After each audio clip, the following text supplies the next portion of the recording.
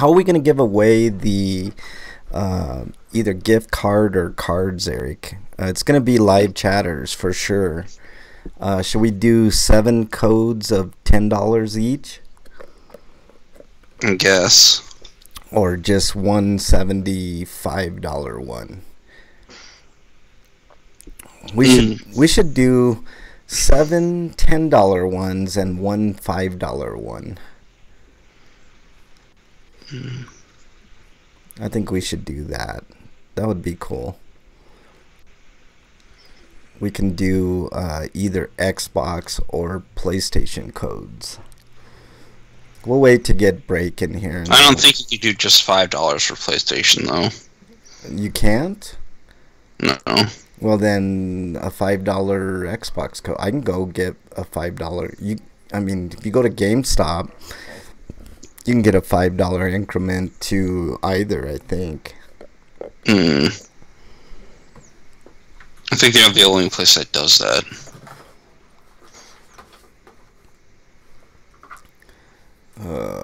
Okay. If you're just joining us, we haven't started the show proper. Just waiting on Breakman to show up, and we got a good show planned for today. We're just kind of mulling what we are going to do with some gift cards that we want to give away for the 500th episode. So hopefully you guys will be in chat for that, because you're gonna have to be in chat for that. It should be fun. We should have a lot of fun that day. What else here?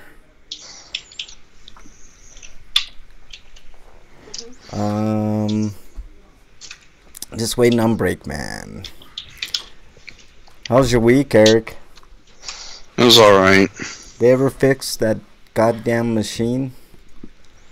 Yeah, they fixed it. Oh, cool. I told you a while ago. Yeah. So it's better now? Yeah. Yeah. They should just pony up and get a new one, huh?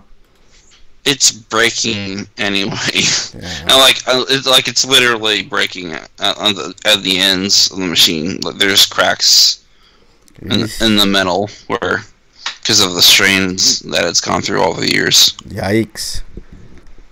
Hopefully that'll just break safely and you can get a new one. You know what I mean?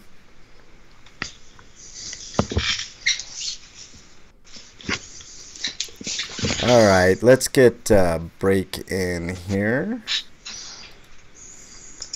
I'm trying to add Break. A light news week. Yeah, that's good. I like that. Well, next week's going to be bloated, so... Yeah. Not for today either, so...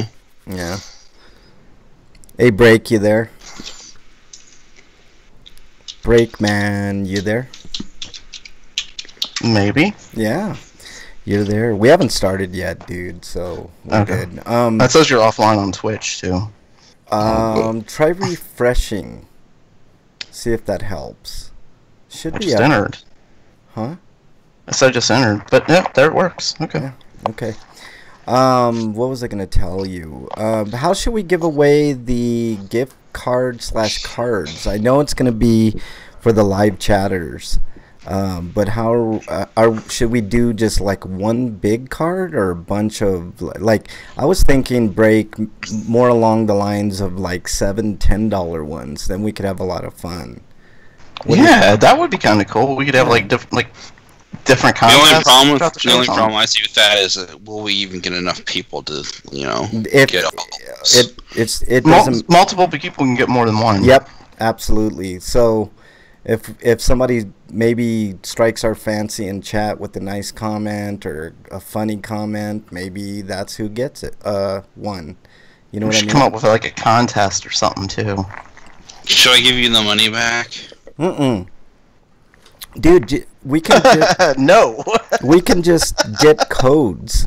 You know what I mean? Like you can get codes like at GameStop or whatever. I mean, next time you're at GameStop, just get some codes. Just take the money out of my account.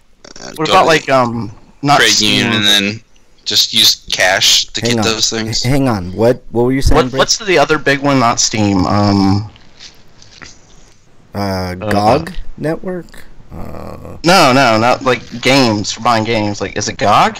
I didn't think it was GOG, but whatever. Like, get like gift cards to that or something. Well, this is what I was figuring. Like, we would keep the money until that day, and then after I'll keep track of what like there'll be increments of 10 and one $5 one. Okay, but what we'll do is I'll keep track of who.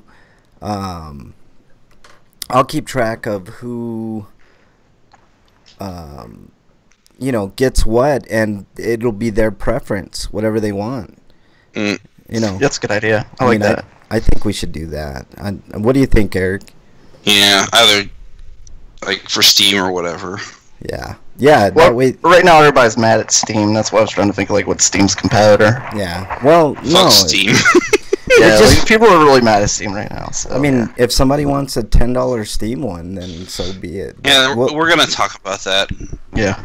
Okay. I figured we would. I mean, I didn't put it in the news section, but we could talk about it. All right, guys, you ready to go? Sure. All right. Eric, after the show, give me your address. I can send that to you. Yeah, I won't be able to pay until I get paid next week, but that's fine. Cool. I can do that. And I checked and I couldn't find it Poppet. They mostly had Power Rangers Poppets left. That's okay. And a lot of B characters like what are Poppets? The Pops. They say the Poppets. Funko Pops. Oh. Yeah. They had like a bunch of Power Rangers and like B characters in video games like Dell from Gears of War 4. It's like like the B characters. Like, oh, okay, I can see why you got a lot of those. Yeah. Can't believe they made those.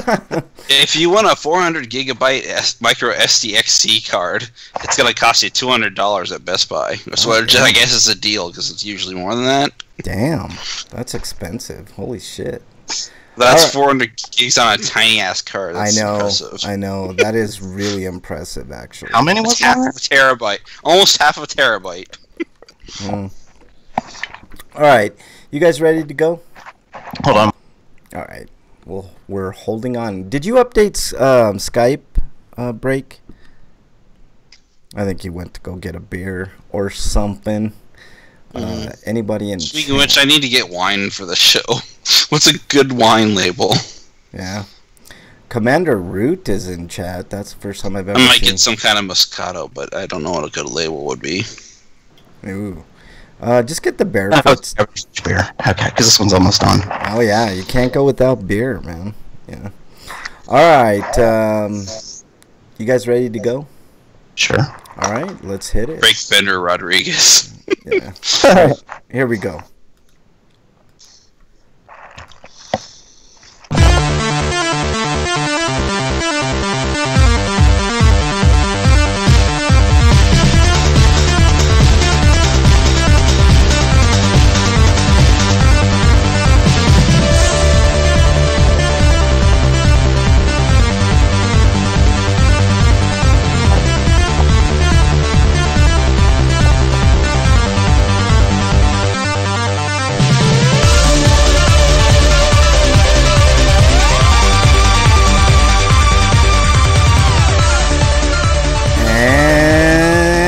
Welcome, everybody, to episode 493 of RPGrinders. I'm your host, Frank Branches, alongside my trusty cohorts, Eric the Great, Breakman the Bold.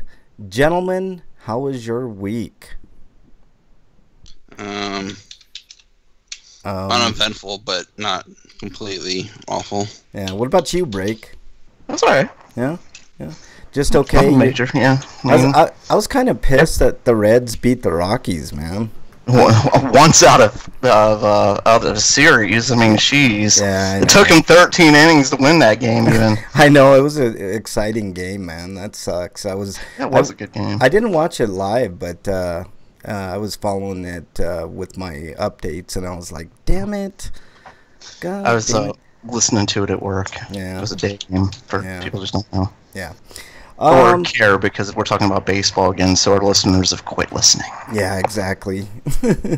Hey, even though I'm down and kind of wanted to talk baseball, but whatever. Yeah, I know. I like talking baseball. You know. Ball. Yeah, Football.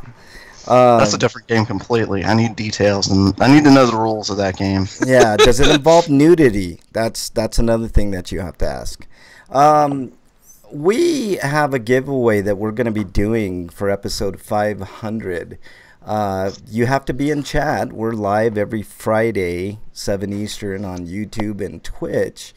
And if you happen to be in either of those chats, most likely the Twitch chat, because that's where everybody goes anyways. Looks like Bridget's in there. I don't know who else in there. I didn't get a chance to look, but she says wine. Yum. Wine snobs. Yeah.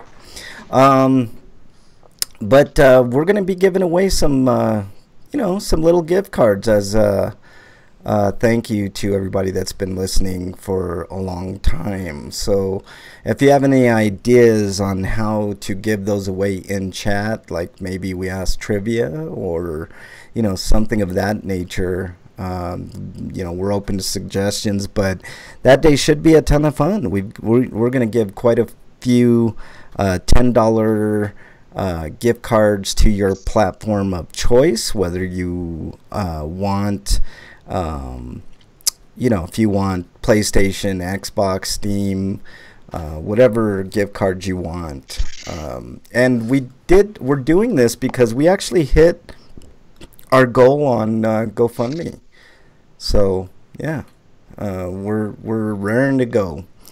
But that being said, let's get through the news, guys, and then we can talk about fun stuff and maybe not so much fun stuff later on. But Eric, why don't you take us away? All right. From RPG site, we got the date for Shining Force Resonance demo. I'm not even going to open the link. It just says Xbox One, PS4, and Nintendo Switch for June 12th in the US. I think the European one's already out.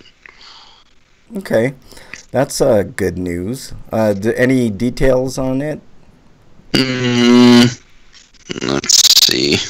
I hope I didn't have to open this, but it says it is a remaster of the Japanese-only PlayStation 3 RPG that features all the original DLC as well as a new refrain mode featuring new playable characters. Yeah. I was going to say it does look like a PS3 game, which is not a knock. But it is turn-based, but it's also not shining proper because it's not a tactical RPG. Yeah. Well, I like turn-based, so this might be one that I pick up for sure. All right, break. Next story, please. There's also PC release, but there's no word on demo for the PC. Shout Gamers is in chat. I don't see you. Break. What the flipping shit? Like, I try and log in, and I keep refreshing, and I'm getting nothing. Yeah. All I see is my old text. Yeah, and I don't see you in there. I'm looking at the viewer list now. We got Bridget. We got Commander Root. What's up, Commander Root? Electrical Skateboard's been in chat forever. And then we got Shout Gamers. I don't know who these people are, but thanks for joining. Appreciate you coming on in. I wonder if Electric Skater's like FBI agent, just documenting this. Like, I've got them so dead right. Oh, no question, man. I mean, especially what's going on in our government, man. Like I'm clearly in Trump's side, so yeah. So, all right, Break. Yeah, we can see you now, Break. Yeah. Thank God. I kept rebooting and rebooting and rebooting. I just shut it down and opened it up, and that's what worked. Yeah, we can see it now. That's like me trying to start a game on Steam that I get from Xseed and it not working until I reset my computer. Yeah, yeah, exactly. Just like I try to open it and then it would just close immediately. Yeah. All right, Break. Next story, please. Coming to us live from RPG site, Persona 3, Dancing in Moonlight, and Persona 5, Dancing in Starlight. Yeah, oh, okay. I like it. While the latest Persona Dancing spin-off games, Persona, I just said the titles, have been released in Japan last month on May 24th. Oh, did we lose Break? I belched. And Atlas USA and Sega of America have just made an announcement today in both the Americas and Europe. See, I wasn't going to say anything, but you just asked if you just lost me. So I had to All right. explain myself. Mhm. The Persona spin-off games follow in the footsteps of the first dancing spin-off game, Persona 4 Dancing All Night. Yeah, Where the player will... I like these dancing in the moonlight, dancing in starlight, and dancing all night. yeah. I was gonna say, it's a weird thing. Like all the Persona games are very serious by nature, and I think this is their kind of evening out of the tones of those games. You know what I mean? Like they're pretty serious games, and then you have these offshoots that are real cheery and fun. You know, kind of stuff. I've tried DDR in arcades before. I wonder why this press release decided not to mention whether or not Persona 4 Dancing All Night would be getting a PS4 port like it did in Japan. I can't even get through a song like it's that bad. Yeah, where the player will get to enjoy rhythm-based gameplay using remix of the songs from the Persona games with characters from the respective games that can have their looks customized freely. The localized releases of P3D and P5D are also confirmed to be coming with dual audio options of full Japanese and English voiceovers, as well as English subtitles, French, Italian, German, and Spanish as well. And there's a trailer for the chatters because they're the only ones who can see. Yeah, I put on the trailer, both the trailers at the same time, so it was kind of overload for you know, the chatters there. These are scheduled for release early 2019 for the West. Yep, cool. That's good news. Localization takes a while, even for a rhythm game. I'd imagine it takes longer for a rhythm game. Yeah, I would imagine too. Because of all the syncing you'd have to do and the time setting you'd have to do. Yep, exactly. All right, next story comes to us from RPG site. Magical Passcode 1111, now available worldwide for iOS and Android.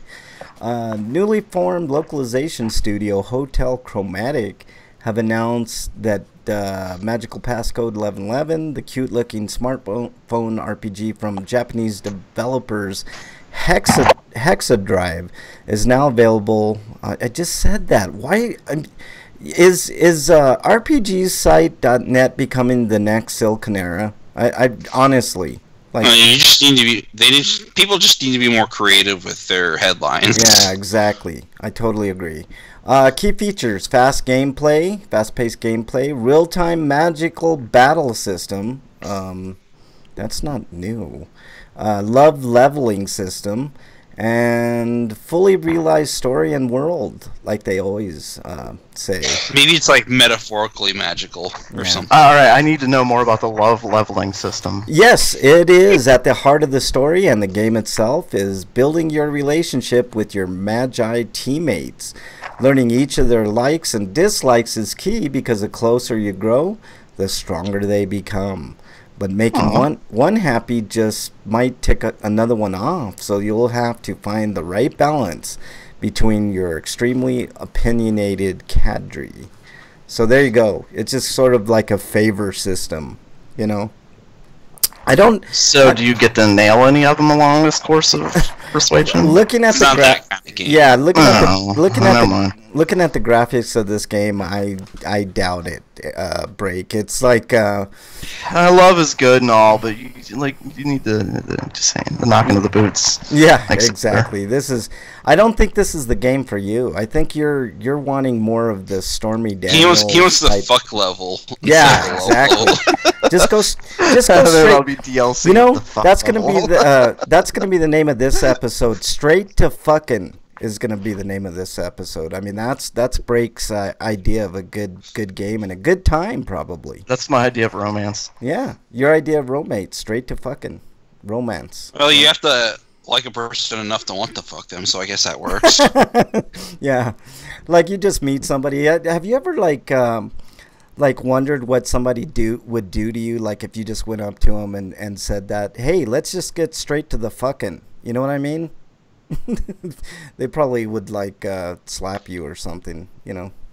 I don't know, maybe I'm afraid of like the random encounter, you know, because that's what, how could I put this delicately? Hey, random encounters sometimes come with gifts that Okay, random encounters usually come with gifts that you don't want. Yeah, no question. On that note, Eric, next story. Like diseases. Anyways, Tried to be delicate. Yeah, we tried to be sensitive to the viewers. And anyways, well, hey, you were delicate. I'm the one that wasn't. I know. Yeah, exactly. Anyways, this is an update of the Chrono Trigger Steam port with more patching. Here are some features of the new patch, or fixes.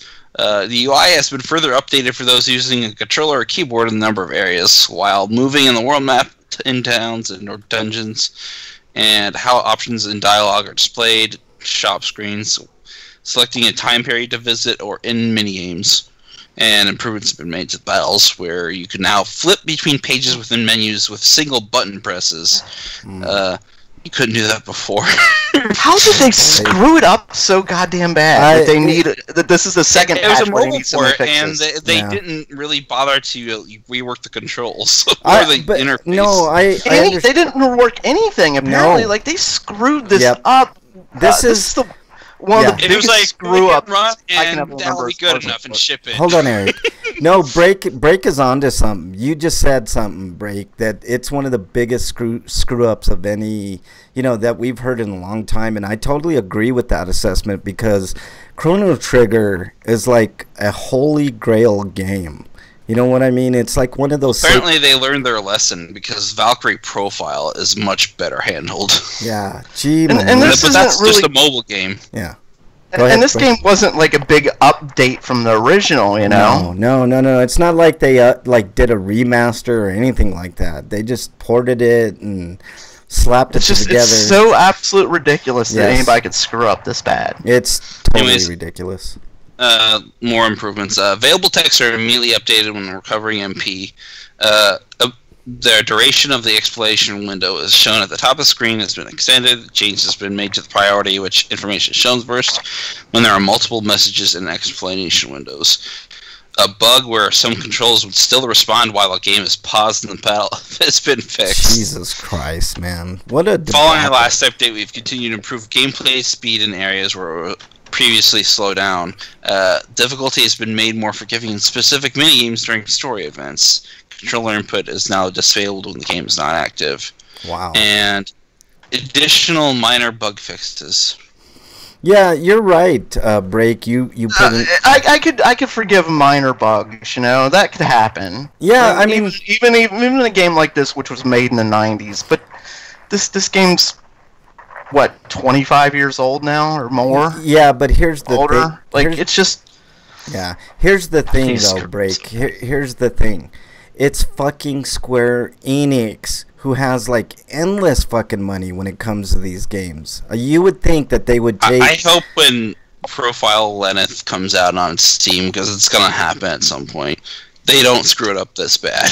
You would think that... Is it even them that ported it? Or did they I think it outsource it was- like they do a lot of stuff? I'm pretty sure it was an internal port, Yeah. because Ooh, that's even worse. Yeah. they explained the team that did it. Yeah, this is... No, I'm talking about Valkyrie, not Yeah. Chrono Trigger. Well, this is... Chrono Trigger was outsourced, I think. This is... Okay, that's what I was thinking. Squinix loves outsourcing stuff. Yeah, but I don't understand it. This is one of their...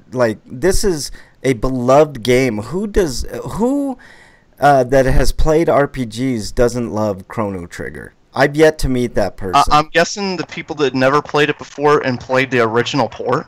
Yeah, Those but people probably don't enjoy the game. probably not, because they fucked it up. They've totally, desecrated this fucking, holy grail of games. I don't get Square Enix, man. I like Chrono Trigger. I wish they would have did a franchise based on Chrono Trigger rather than Final Fantasy. Honestly. They did, but there was a Chrono Cross series. Yeah, yeah. I never. Chrono Cross, it's not a bad game, but Yeah, it it's was not never great. supposed to be a sequel to Chrono Trigger. Mm-hmm. And they kind of shoehorned it in, and it kind of was to its detriment. Totally, yeah. Yeah, I always wanted a real sequel to Chrono Trigger.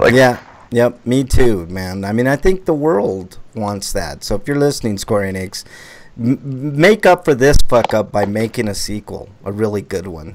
All right, break. Next story. Breakman, did we lose you? Hey, Breakman, did I lose everybody? Eric, you there? Yes, you lost me. Okay. Are you back? I just hit the mute button for a second. God, man, like every time I go to you, like it's sitting like there watching it. Like, what's going on? no, I'm not watching it. I just went Breakman, you're up next, and then total silence. I'm like, did we lose Break again? Yes, all right, Break. Okay, coming to us live from RPG site, Clanad. Clanad. I'm going to Clan Nads. Announced for the U.S. as a digital release on PS4. Clan Nads. I love it. Prototype is announced via the Twitter account, and who cares how they announced it? Who cares? Released in the visual novel will be released for PlayStation 4 in the United States as a digital-only title on PSN sometime late this month. Here are the details. After the death of his mother, and I'm reading this for Frank, Tomoya Okazaki, a guarded delinquent student at Hikarizaka High School, struggles to not only make sense of the abusive relationship he has with his alcoholic father, but also find meaning in his life. Well, yeah. While on his way to class one morning, he meets a mystifying girl named Nagisa. I mean, well, if you're gonna Nagisa. Well, if you're looking for a distraction, I mean, girl. Yeah, works. there you go. She's delinquent like him, even better. I like her too. She's pretty cool, but only because she is repeating her senior year, unlike the perpetually tardy. That doesn't exactly make her a delinquent, but technically classifies. Well, I mean, she could have been like just somebody who's not showing up is why she's failing, not because she's not smart. It's just she's not doing the work, you know. Yeah. From their brief encounter. Actually, it's because she was sick. And they punished her for that. That's some bullshit. Nagisa decides that they should be friends and enlists Tomoya's help to revive the school drama club. Damn, she friend-zoned him right away. Not being busy in any way, he decides to join in. Wow, he just joins along this friend zone line, huh? Along the way. Actually, he gets married to her later. Oh, thanks for ruining it for us. Yeah, no reason to play this game now. Yeah. Along the way, the two make friends and many other students and try to find both solace and belonging to their endeavors, and then later on they get married. Features full HD support, series highest resolution, 5.1 inch, oh my god, 5.1 channel surround sound support. 5.1 inch, I love it. There you go. Text support for both Japanese and English. Yeah, so there you go. Text support. See, you were gonna spoil it for us anyway. Yeah. It wasn't in the story. I added it because you did that. Yeah, exactly. Well, the reason is because there was a sequel, and we get to learn about their kid. Yeah, why you gotta spoil it, man? You just ruined who did this? Well, I didn't ruin how it happens. Publisher, prototype, and developer Keys Clanad. As long as we still get to see the sex scenes, it's good. And technically, there is still a harem, so there's like multiple endings. Oh, okay. Well, that's cool. Maybe there's multiple endings to this story. Actually, I think there's only one ending to this story. This comes to us from RPGsite.net. Nier Automata has surpassed 3 million shipments and downloads worldwide. Japanese official Twitter account, which who gives a shit? I'm with you, Break. Why do they fucking? Who cares where they announced it? Well, you know what? I guess it's because just like I do, like I say the website I'm writing this from. Maybe that's the same reason they're doing it. But there's no reason for us really to read it. Yeah, no. The big news here, 3 million copies. I guess the bigger news is Square Enix happy with that. That's they should be. Apparently, if they're bragging about it, you know, unlike their usual projections, if they were less than 3 million and this is good for them, that's good. Maybe it's a sign of good things. Yeah. Maybe they're not going to forecast as badly in the future. I hope not. Like I understand the need for it. Like you have investors that you're beholden to, and if you have, like, if I had shares in Square Enix, I would like them to be very ambitious, but I would also like them to be very realistic, You know what I mean? And then if you go above and beyond those numbers, then that's all the better. Like what happened with Tomb Raider was just atrocious. That game sold gangbusters, but you know, it's fucking Square. Yeah, but I think Square has better expectations for this. Yeah. Well, this, I mean, that's what we're saying. We're hoping in the future they're going to be better off as far as registering the saleability of a game. Yeah. Not over predicting like they did for Tomb Raider, and then saying Tomb Raider didn't do well, but in fact it did great. Yeah. In fact, I don't think Square anticipated it selling even this well. Yeah. No, I don't think they did either, and this is good. They're probably under $1 million with expectations for this game. That's good. I'm glad it sold gangbusters because it's a good fucking game. Yeah, and I do like that they're going by ship and not by sold units too. Yeah, Well, I mean, obviously online is sold, but as far as they're going for their shipped worldwide, which that's good numbers. That means that companies like GameStop, who are probably the primary sellers of this game, got good pre-orders from it. Yeah. Well, that, and also it just got good word of mouth too. I'll be talking a little bit about word of mouth with the movies that I watched when I give my reviews of some movies that I saw yesterday. But I saw a movie today. Yeah, what'd you see? I don't know. We'll talk about it later. All right, then we'll talk about it later. Nier Automata, I hope that this is the start of a big franchise. Like, I know they had the other game, but this game really is, to me, like a good starting point for, you know, to get offshoots and other great action-adventure RPG type games. This is a good game, Nier. And it looks pretty. It really does, so... All right, next story comes to us from RPG site, Destiny 2. Maybe we can get a sequel to Dragon Guard 3 that isn't as jank as that game was. Yeah. All right, Destiny 2 Forsaken has been officially announced. September 4th, and here's the features. Features hunt down the 8 Barons and their crew.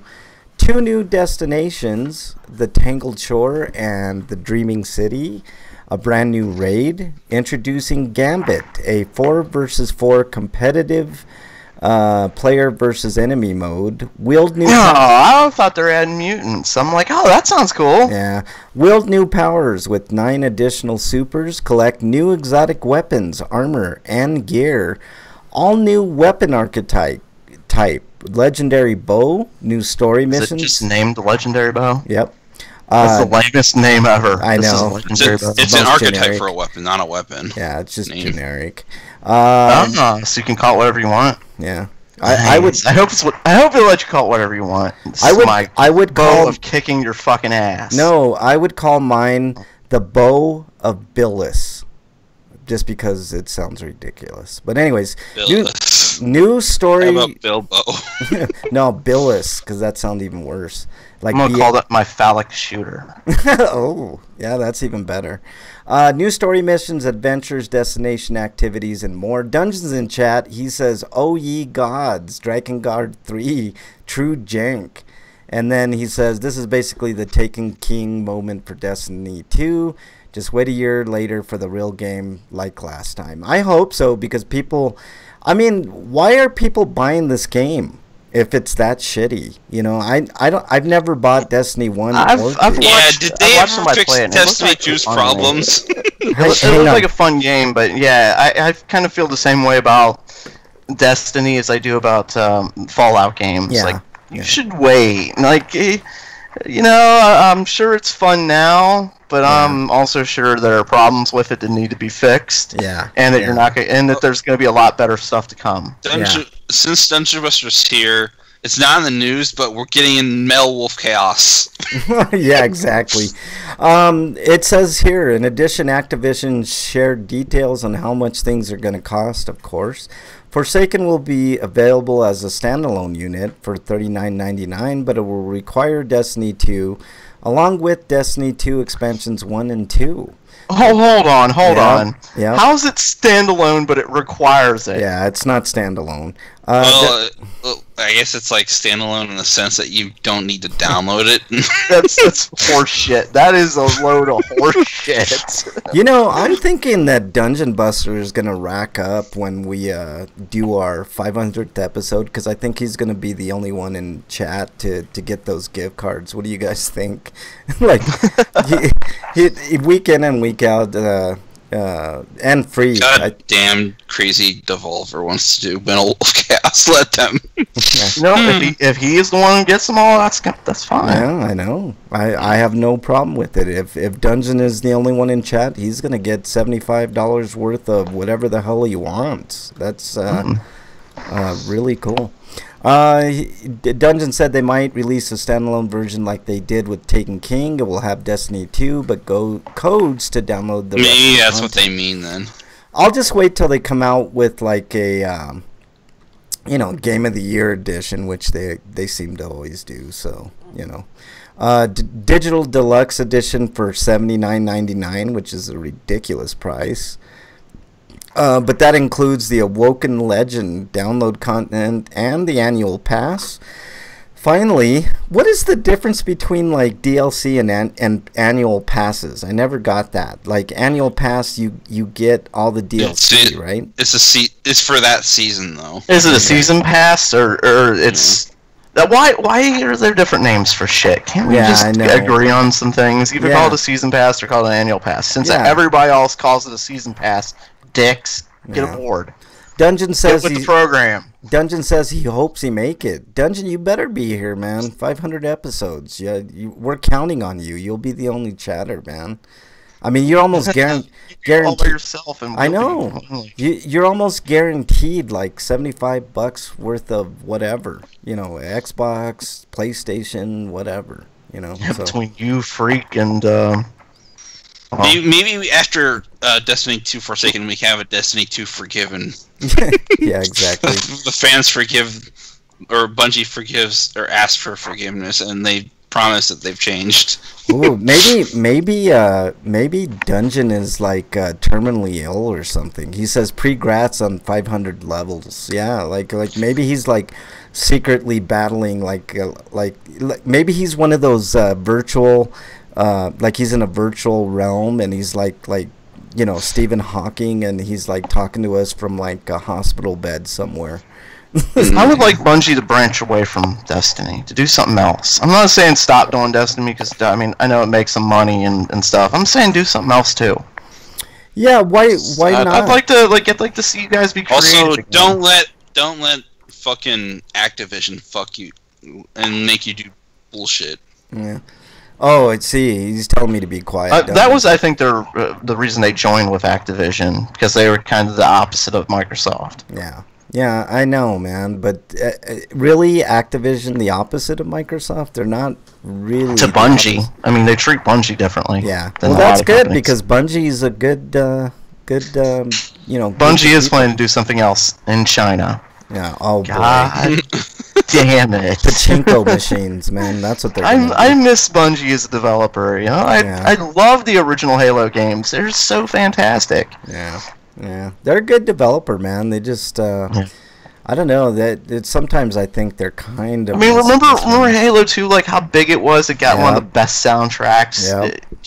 You make it make an RPG. Like, stop making shooters. Yeah, make an RPG. You made shooters for nearly 20 years. Do something else. Yeah, I wouldn't mind. They used to do other things. They did an RTS at one point. Mm-hmm. Yeah, it was called Mythic. Yeah. Yes, Mythic. That's right. Yeah. I think they should buy a property like, let's say, Eternal Darkness. Buy that from. What's that shitty developer again? Diac. Yeah, what's his... Diac and Silicon Knights. Silicon Knights, yeah. Silicon Knights, yeah. Right. I couldn't think of their name either. Buy that property and do that game, man. That game needs a revival, man. Eternal Darkness. All right, let's move on to the next story, Eric. The next story is... Hold on a second. Code Vein's got a date. And it's launching for PS4, Xbox One, and Steam in the West on September 28th. Yeah. the console version is 27th, and the Steam version is 28th. I'm kind of excited for this. There's not much. There's a special edition for Japan. Yeah, for Japan only, but or at least for now. But are you guys? This figure of Mia Karstein, a world report art book, and a 22-track original soundtrack, and a code for the Bloodthirster DLC set that includes 3 accessories and a mask. Yeah. Dungeon just said something fucking funny as hell. He says, "Watch Bungie revive Too Human. You know you want it." Yeah.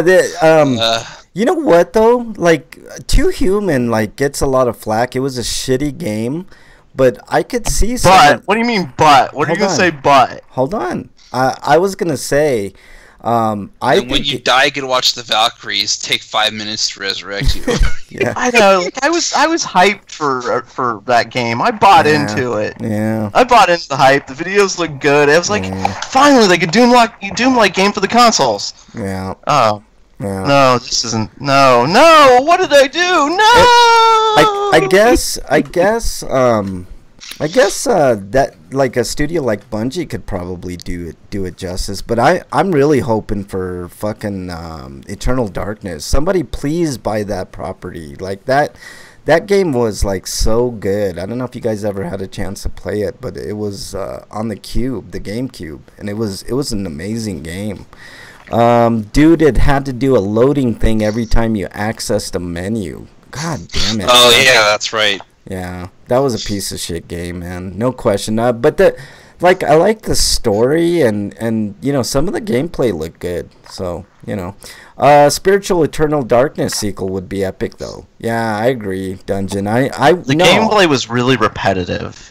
It got really repetitive really quick. Maybe that's what Death Stranding is, though. The Eternal Darkness spiritual successor. No. He says he can't wait for Code Vein, the game we're talking about now. I'm with you. I think this game's going to be something else, man. It's going to be cool. Something to tide us over until From decides to do another Souls-like. Yeah. Now, the only question is, do I buy this on the Xbox One or the PS4? Like, what do you guys think? Like, I think you should wait until somebody does an analysis on all the versions. That's true. You are infinitely wise, Eric. That's why you're doing the next story. Next story. Before that, I want to mention that if you pre-order Code Vein, you can get in Japan at least. I don't know if they'll do it in the US, but you can get a God Eater collaboration weapon set. Yeah, God Eater 3 is a thing. Yeah. But we really haven't talked about it lately because there's been not much news on it. But Life is Strange is coming to Android and apparently only just... Oh, wait, it's because it's already out on iOS. But why didn't they do both at the same time? That doesn't make sense. It happens a lot like that, and it doesn't make sense because despite the popularity of iOS, Android actually does outsell it. Yeah. I'm wondering, is this like is mobile gaming like I have this game Life is Strange. I believe I don't know how good this would perform on a mobile device though. I know, that's what I'm saying. Like I have this game on it's either the PS4 or the Xbox that I got it for. But I'm wondering if it could be any good on the mobile cuz it'd be pretty taxing, I think. But yeah, I want to get back to something that Dungeon said in chat. He said Eternal Darkness Stranding. Yeah, that's what we need, man. We need more games. Anyways, it says the Android version will feature controller support as well as other mobile version features such as touchscreen integration and new photo mode. Yeah, that's cool. I like the game. I'd love to play this. I mean, I have it on my PS4, but I haven't touched it. Yeah, I'm liking what I've played so far. I have this game, and if you get a chance to get it, it's always on sale on the PlayStation Network and Xbox. So I'd pick it up for $10. I think I picked it up for 10, and then they got an expansion and stuff like that. But it's pretty good. I like it. I like it quite a bit. All right, break. Next story, please. Coming to us live from Gamatsu. Yes. Titan Quest for Switch launches July 31st. Yeah. Well, there you go. Yeah. Dungeon says Life is Strange is pretty good. I agree. I kind of like it, man. You know what else, Dungeon? I was going to ask you on today's show. I knew you'd be here. How's Vampire? I saw Dungeon playing Vampire on PlayStation. I'm kind of curious if it's worth picking up or if it's kind of a wait till it goes down in price type of game. One knock against it is that you can't do a pacifist run. Well, is that a knock? Like, why would you want to? Yeah. Well, some people do. For people that might want to, they won't be able to now. For those weirdos who can't differentiate that this is fiction and not reality. Yeah. Exactly. It's okay that you can kill somebody in a game. Some people like the challenge, though, like Fallout. That's true. I'm with you, though. I like that type of gameplay sometimes. Like, if you can go through a game without killing anything, that's always a good thing. Dungeon says, whoa, Titan Quest for Switch, hack and loot for days. Yeah, it is. It's basically Diablo. Yeah, it looks good. I heard it was a good game, so like at least this will tide us over until Blizzard decides to actually do Diablo 3. Yeah, well, Diablo. Oh, for the Switch? Yeah, they could do it. They could do it for the Switch easily, I think. That game doesn't look too too tasking. Let's look into getting review code for this if possible. Yeah, that'd be cool, man. If you get some, let us know how it is, for sure. Dungeon says, Vampire has a great atmosphere. Gameplay is all right. Yeah, see, that's not what I'm looking for. That, to me, that says wait till it goes down in price and get it later. But it looks fantastic, for sure. He says you only have one save. It really forces choice and consequences because it constantly auto-saves. Oh, yeah. That's kind of cool. Yeah, that's also kind of problematic too. Because if your save file corrupts, then you got to start over. But that doesn't happen that often, man. I mean that happened to me with fucking Transformers. Ooh, yeah, that sucks. All right, this next story. But you can replay the game. Like, remember the original Dead Rising? Like, there was a lot of flack over limited saves. Yeah. But those saves, some of the stuff carried over. And you can keep playing the game in different ways if you wanted, and you died, and you still kept like your life bar and stuff like that. Like, I kind of like that. I thought it was kind of a neat thing. So if you failed one time, try something different. Yeah, he says, and you get stronger along the way. Yeah, Dungeon says it's frustrating because if you want to do a super playthrough like with Detroit, you can't go back and replay from a save point. There is no Game Plus mode in Vampire. Yeah, Detroit has like branching paths that you can, on a flowchart, you could just access at any point. Yeah. So you do have to completely start over every time. Ooh, yeah, that's rough. Damn, I bet you they patched that out. He says if you want to see different threads play out, you need to replay everything. So I don't like that because that's a forced replay. You know what I mean? Like it's forced. Like why can't there be a new Game Plus? Yeah.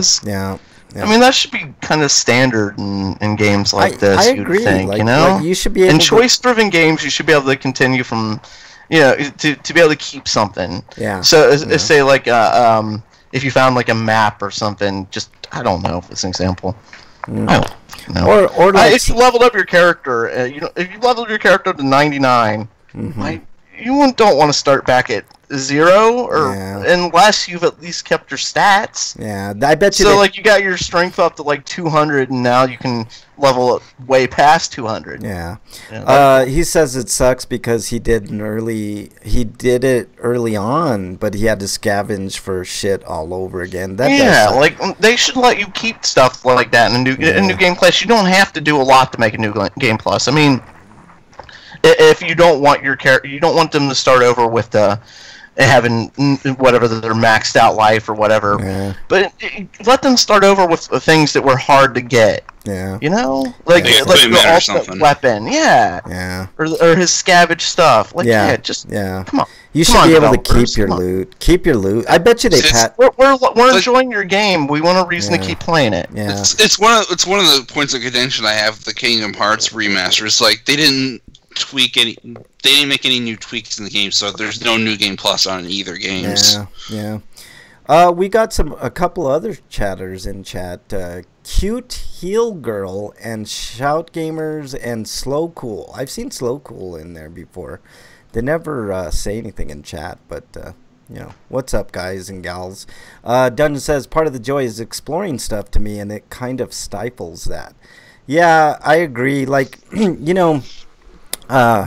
people have problems with backtracking and stuff like that, but, like, I remember playing games like Metroid Prime, the first one, second. I love Metroid Prime. Oh, God, it's so good, man. So good. Dungeon says he's going to turn Breakman into a vampire. No, don't do that. Yeah. Pretty please. I don't want to be a vampire. How do you turn a robot into a vampire, though? Yeah, exactly. Like a vampire, it sounds like it would suck. I mean, you can only come out at night. You it would drink only suck. Blood. You can't shower. You can't look at yourself in the fucking mirror. Unless you're a Twilight vampire, then you can do, like, quote-unquote, Break vampire. said being a vampire would suck. That was an unintended pun. Yes, good, absolutely. Good catch. What if you're like an energy vampire where you just suck energy instead of blood? Yeah, exactly. Those kind of vampires suck, though, man. Like literally suck. Like maybe that's what Neil ass. deGrasse Tyson is. He's an energy vampire. He just sucks all the fun out of a room. Yeah, energy vampire. That would be a good like skit on SNL. Like the guy, like the vampire, just walks into a party and oh shit, I just did something to my screen here. The vampire walks into a party and then like he sucks all the life out of the room and the party just becomes real bland and dull. Everyone just walks out. No. The party's over. Yeah, like the music turns to like elevator music and people are doing like, they're doing like the white person dance, like, and instead of like really, getting into it, and then like people are having conversations and then they're really lively and then they just turn to like, like paper or something. Like, do you know how to fold paper? Like that real boring and dull shit, Dungeon says stealth is hilariously bad in Vampire. Walking slow behind someone turned around is what passes for health. Wow, weird. Stealth, yeah, I'm sorry. The choices you make at major points in the story are like monkey's paw choices, though. Sometimes doing the right thing dooms an entire neighborhood, and you see the consequences. Ooh, I like that. I do like that. Bloodborne was sort of like that. Sort of like that. God, Bloodborne. I want Bloodborne 2. Bloodborne 1 was so good. It's so good. So if you do the bad thing, will sometimes good turn out like consequently. I don't know. That's a good question. Maybe Dungeon knows the answer to that. If you do something bad, does it mean? I don't think Dungeon ever uses a bad character. Like he can't do it. He can't bring himself. It's like me. We've talked about this before. I can never do bad shit in games. I don't know why. I just don't. Dungeon says I had to restart because one choice I made did something unexpected. That sucks, man. Really sucks. All right, let's move on to our next story from Gamatsu. You said sucks. Yeah, it sucks. Exceed Games. Man, a lot of sucking on this show today. Figuratively speaking. We already talked about all the other games, but there's one in particular that we haven't talked about. Bridget is evil in chat. She says, I like to kill some of my Sims. I like games that give you like different kill animations. Like I try to get killed in those games just to see what happens sometimes. Yeah. Although I don't need to because I'm gonna die anyway. Yeah, me too, dude. I was gonna say that's natural for me, Break. Like I suck at video games, but so here's Exceed's lineup for E3. Freedom Planet for the Switch. That's the one I was talking about. It's like they're publishing the Switch version. Gal Metal for the Switch. That's cool. Gungrave VR for the PlayStation VR. Sakuna of Rice and Ruin for the PS4 and PC. From the screenshot, it looks good. I haven't seen any video on that yet. Senran Kagura Burst Renewal. Playable on the PS4. So that's a nice little lineup that they got for E3. So I'm pretty sure that they'll have lots of goodness at E3. Dungeon says, I made the mistake of leaving a Sins game while going out to eat. I came back and it was night in the game. The house had apparently had a major fire in the kitchen, and there were ashes and bones or something. Like you can't leave those Sims alone. They're like toddlers. Yeah. Like, you have to watch them like a hawk. You know, I don't like playing those Sims games, but I do like watching like Bridget play Sims every once in a while. I got her Sims for the Xbox, and it looks fun. You know, it's a fun little. But Mrs. Breakman, that's the only thing she'll play Mario too. But yeah. The Sims. You need to get a Switch and a PlayStation, man. I want to play some games with people online. I should play more with Eric. I don't know if we have the same games and shit though. Dunn says, I think so. Someone tried cooking and mistakes happened. Oh, they all died. Yeah, that happens. If you're not a good cook in the Sims, can you die by bad food cooking in Sims? No. Mrs. Breakman said there's a Seasons pack coming out soon. Oh, there's a Seasons pack coming soon. They've got a lot of there is a lot of. I would not encourage EA by buying any Sims related expansions because those are things that should have been in the game to begin with, and now they're selling it to you piecemeal.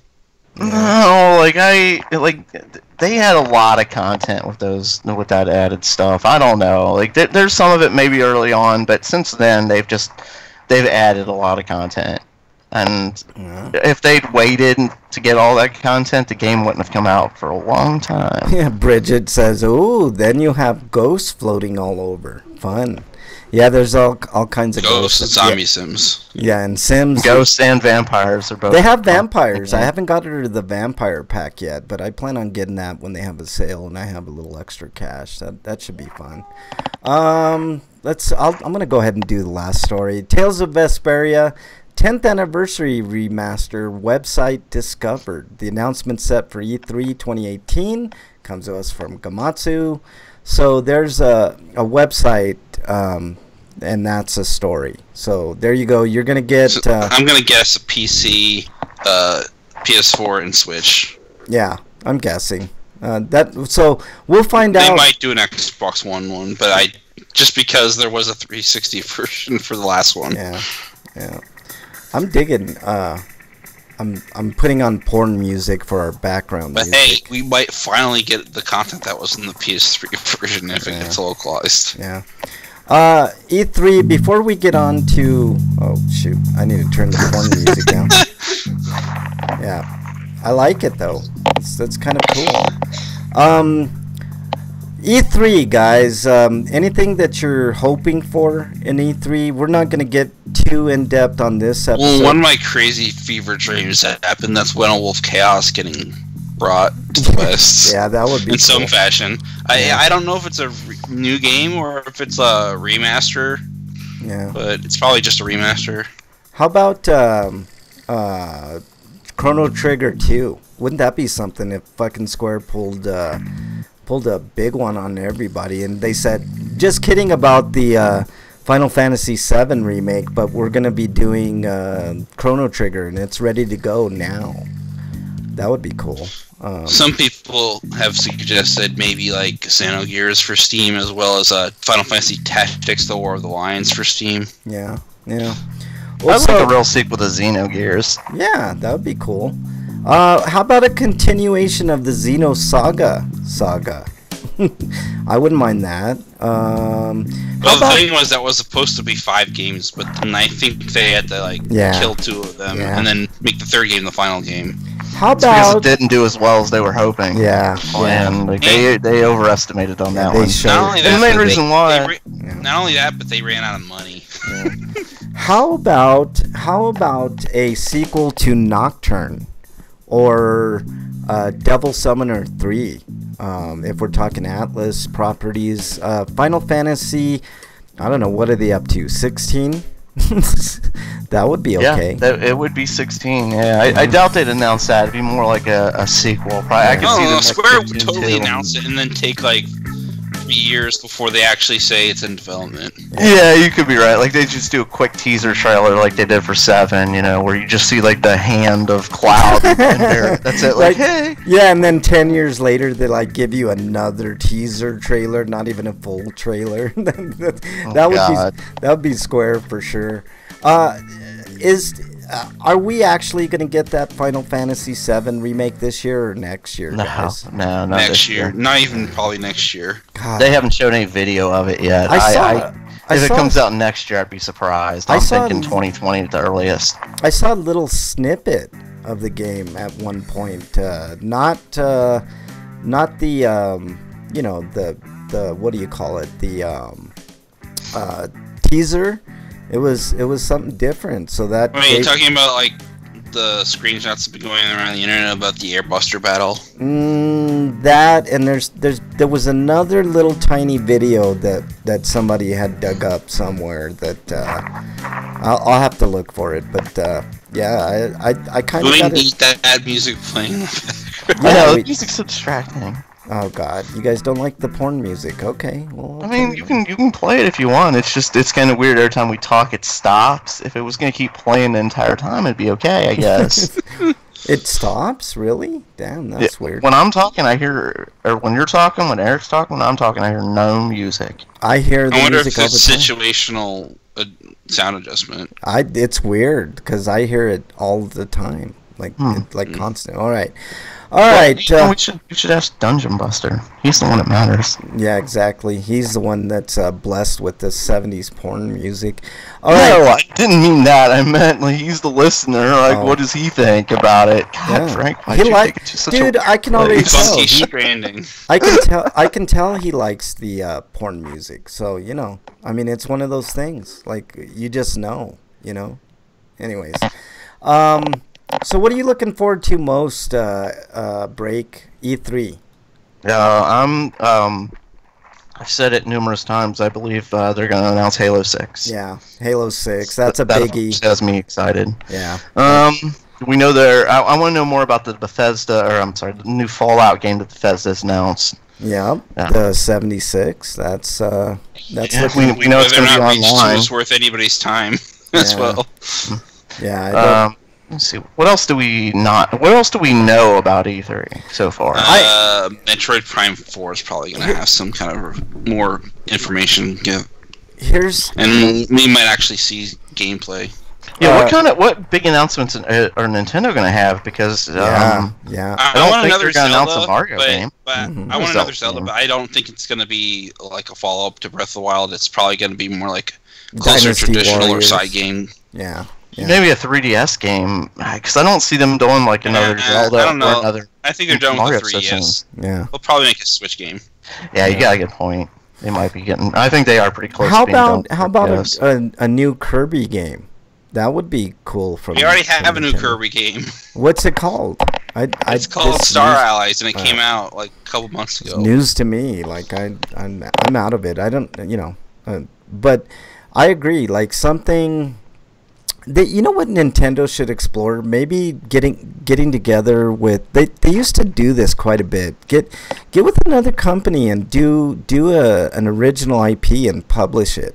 You know, like just something different. Like I don't know. Like Super Mario RPG, for instance. Yeah, I'm pretty sure that's what Sushi Strikers is all about.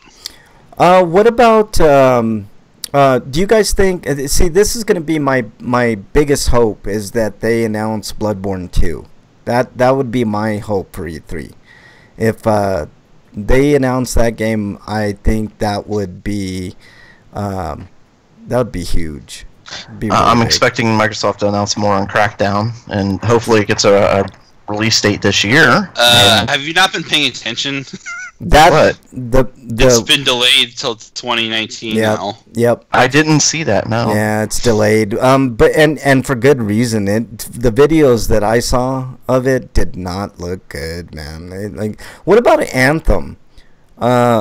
Anybody excited for that? Because the vibe I get is kind of like nobody's excited. Like it just. I don't even know what we're talking about. Yeah, Anthem. It's that new big property from what's that company, Eric? They're some piece of shit company that did nasty on Star Wars. Yeah, EA. I'm not familiar with Anthem. I don't know what this is. I'm gonna Google it. Anthem looks good. BioWare's next game. Yeah, Anthem looks good to me, but I think they're gonna find some way to fuck that experience up. Anthem. Transactions and loot boxes. Yeah, loot box. Anthem Health Insurance. Oh, that's not what Anthem Health Insurance. Yeah. What about a Castlevania game? That'd be nice, wouldn't it? Yeah. If they go back to the old style of Castlevania, I didn't like the last Castlevania. Here's what I'm expecting from Konami. I'm expecting a Pro Evolution Soccer game and Yu-Gi-Oh game, and those are probably 2 Switch announcements. Yeah. But I want it to be like some kind of Castlevania collection, because Konami's never actually done a collection of their Castlevania. That would be cool. Dungeon says Anthem is BioWare's Destiny. See, I wasn't interested until you said BioWare, and you said BioWare, and I got my interest. Yeah. I'll take that back. They actually did do a collection. It was a collection of the Dracula X series. That's a remake of Dracula X and of Symphony of the Night, as well as the original Dracula X on the PSP. Yeah. Dungeon says, but hopefully it will be way better than Destiny. I hope so, man. But I just hope they don't fuck people with the damn loot boxes, man, like they did with Battlefront. I like, man. You know, I wanted to talk about that one, what we've been playing, but I don't even know if we're gonna do that right now. But yeah, I haven't come across any loot boxes in the game. Well, we don't have any homie discounts or Twitter comments. Well, we're still talking E3, so nah, we're done with E3. We'll talk in depth next week. I know this is just like a preview before the show. We were just, answering a couple questions there. What have you been playing, Break? Well, I've been playing Battlefront 2 mostly. You remember what I said about the first Battlefront? Like it lacked that really one thing, fun. Battlefront 2 does not lack fun. It's pretty fun. Does not lack that. It has all the cool features the first one had, and by cool features I mean like the really feeling the experience of being in a world of Star Wars. Like they've made it really feel like a Star Wars world, and it's enjoyable to play. Yeah. The last time I got that feeling, Break, was Knights of the Old Republic.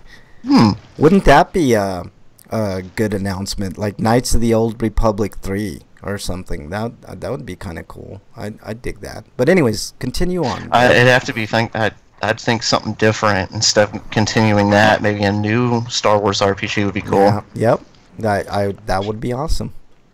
So it's still the same type of game, but it's hard to explain how it's different than the original. Like the original seemed like it wasn't really finished in a weird way. I don't know how to say it, because it felt like a polished game. Like it was graphically pretty, and you were in his world, Star Wars, but it was missing something. It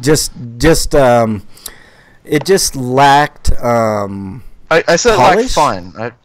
Fun. Yeah, basically for me. I mean, but I've seen people play it, and they'll play it and enjoy it, and they play it all day long. It's the only game I've been playing all week. I've been really enjoying it. Yes, a Star Wars open world galaxy game RPG would be fun. I think that would be awesome, man. Who wouldn't like to just head on over to Tatooine or whatever other planet? And No Man's Sith. I'm pretty sure they already did that, but it was an MMO and it was terrible. No MMO. I haven't come across any loot boxes or anything like that. Really, I thought they took all that stuff out, and I don't see any of it. Well, that's good. They're gonna put loot boxes back in, but they're getting rid of microtransactions. Yeah. Okay. Yep. All right. Anything else you've been playing, Break? Not really. That's it. All right, Eric. What have you been playing? More Bad Apple Wars. Bloodstained: Curse of the Moon. I beat all the endings, got all the Steam achievements. Yay! Which, if you have a PSN version, you'll find that it doesn't have a complete achievement list, so you can't get a platinum. So I'm guessing it also doesn't have a complete gamer score number of 1,000. Who cares? Because I don't care about that shit. Yeah, I don't care about that shit either. I did it mainly just to see the different endings. Well, that's cool. What else? A little bit of a game called Moonlighter, which is like an action RPG in the vein of like Zelda, but the idea is kind of like Risseteer, only you go out yourself and you loot the dungeons for stuff to sell. Yeah. But you don't have to do that. You can do it Risseteer's way, and you could hire people to do it for you instead. Yeah. They should come out with Dark... what is that? God damn it.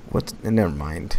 Dundon says, ooh, just read the Metal Wolf Chaos news. Yeah. Yeah, that's exciting.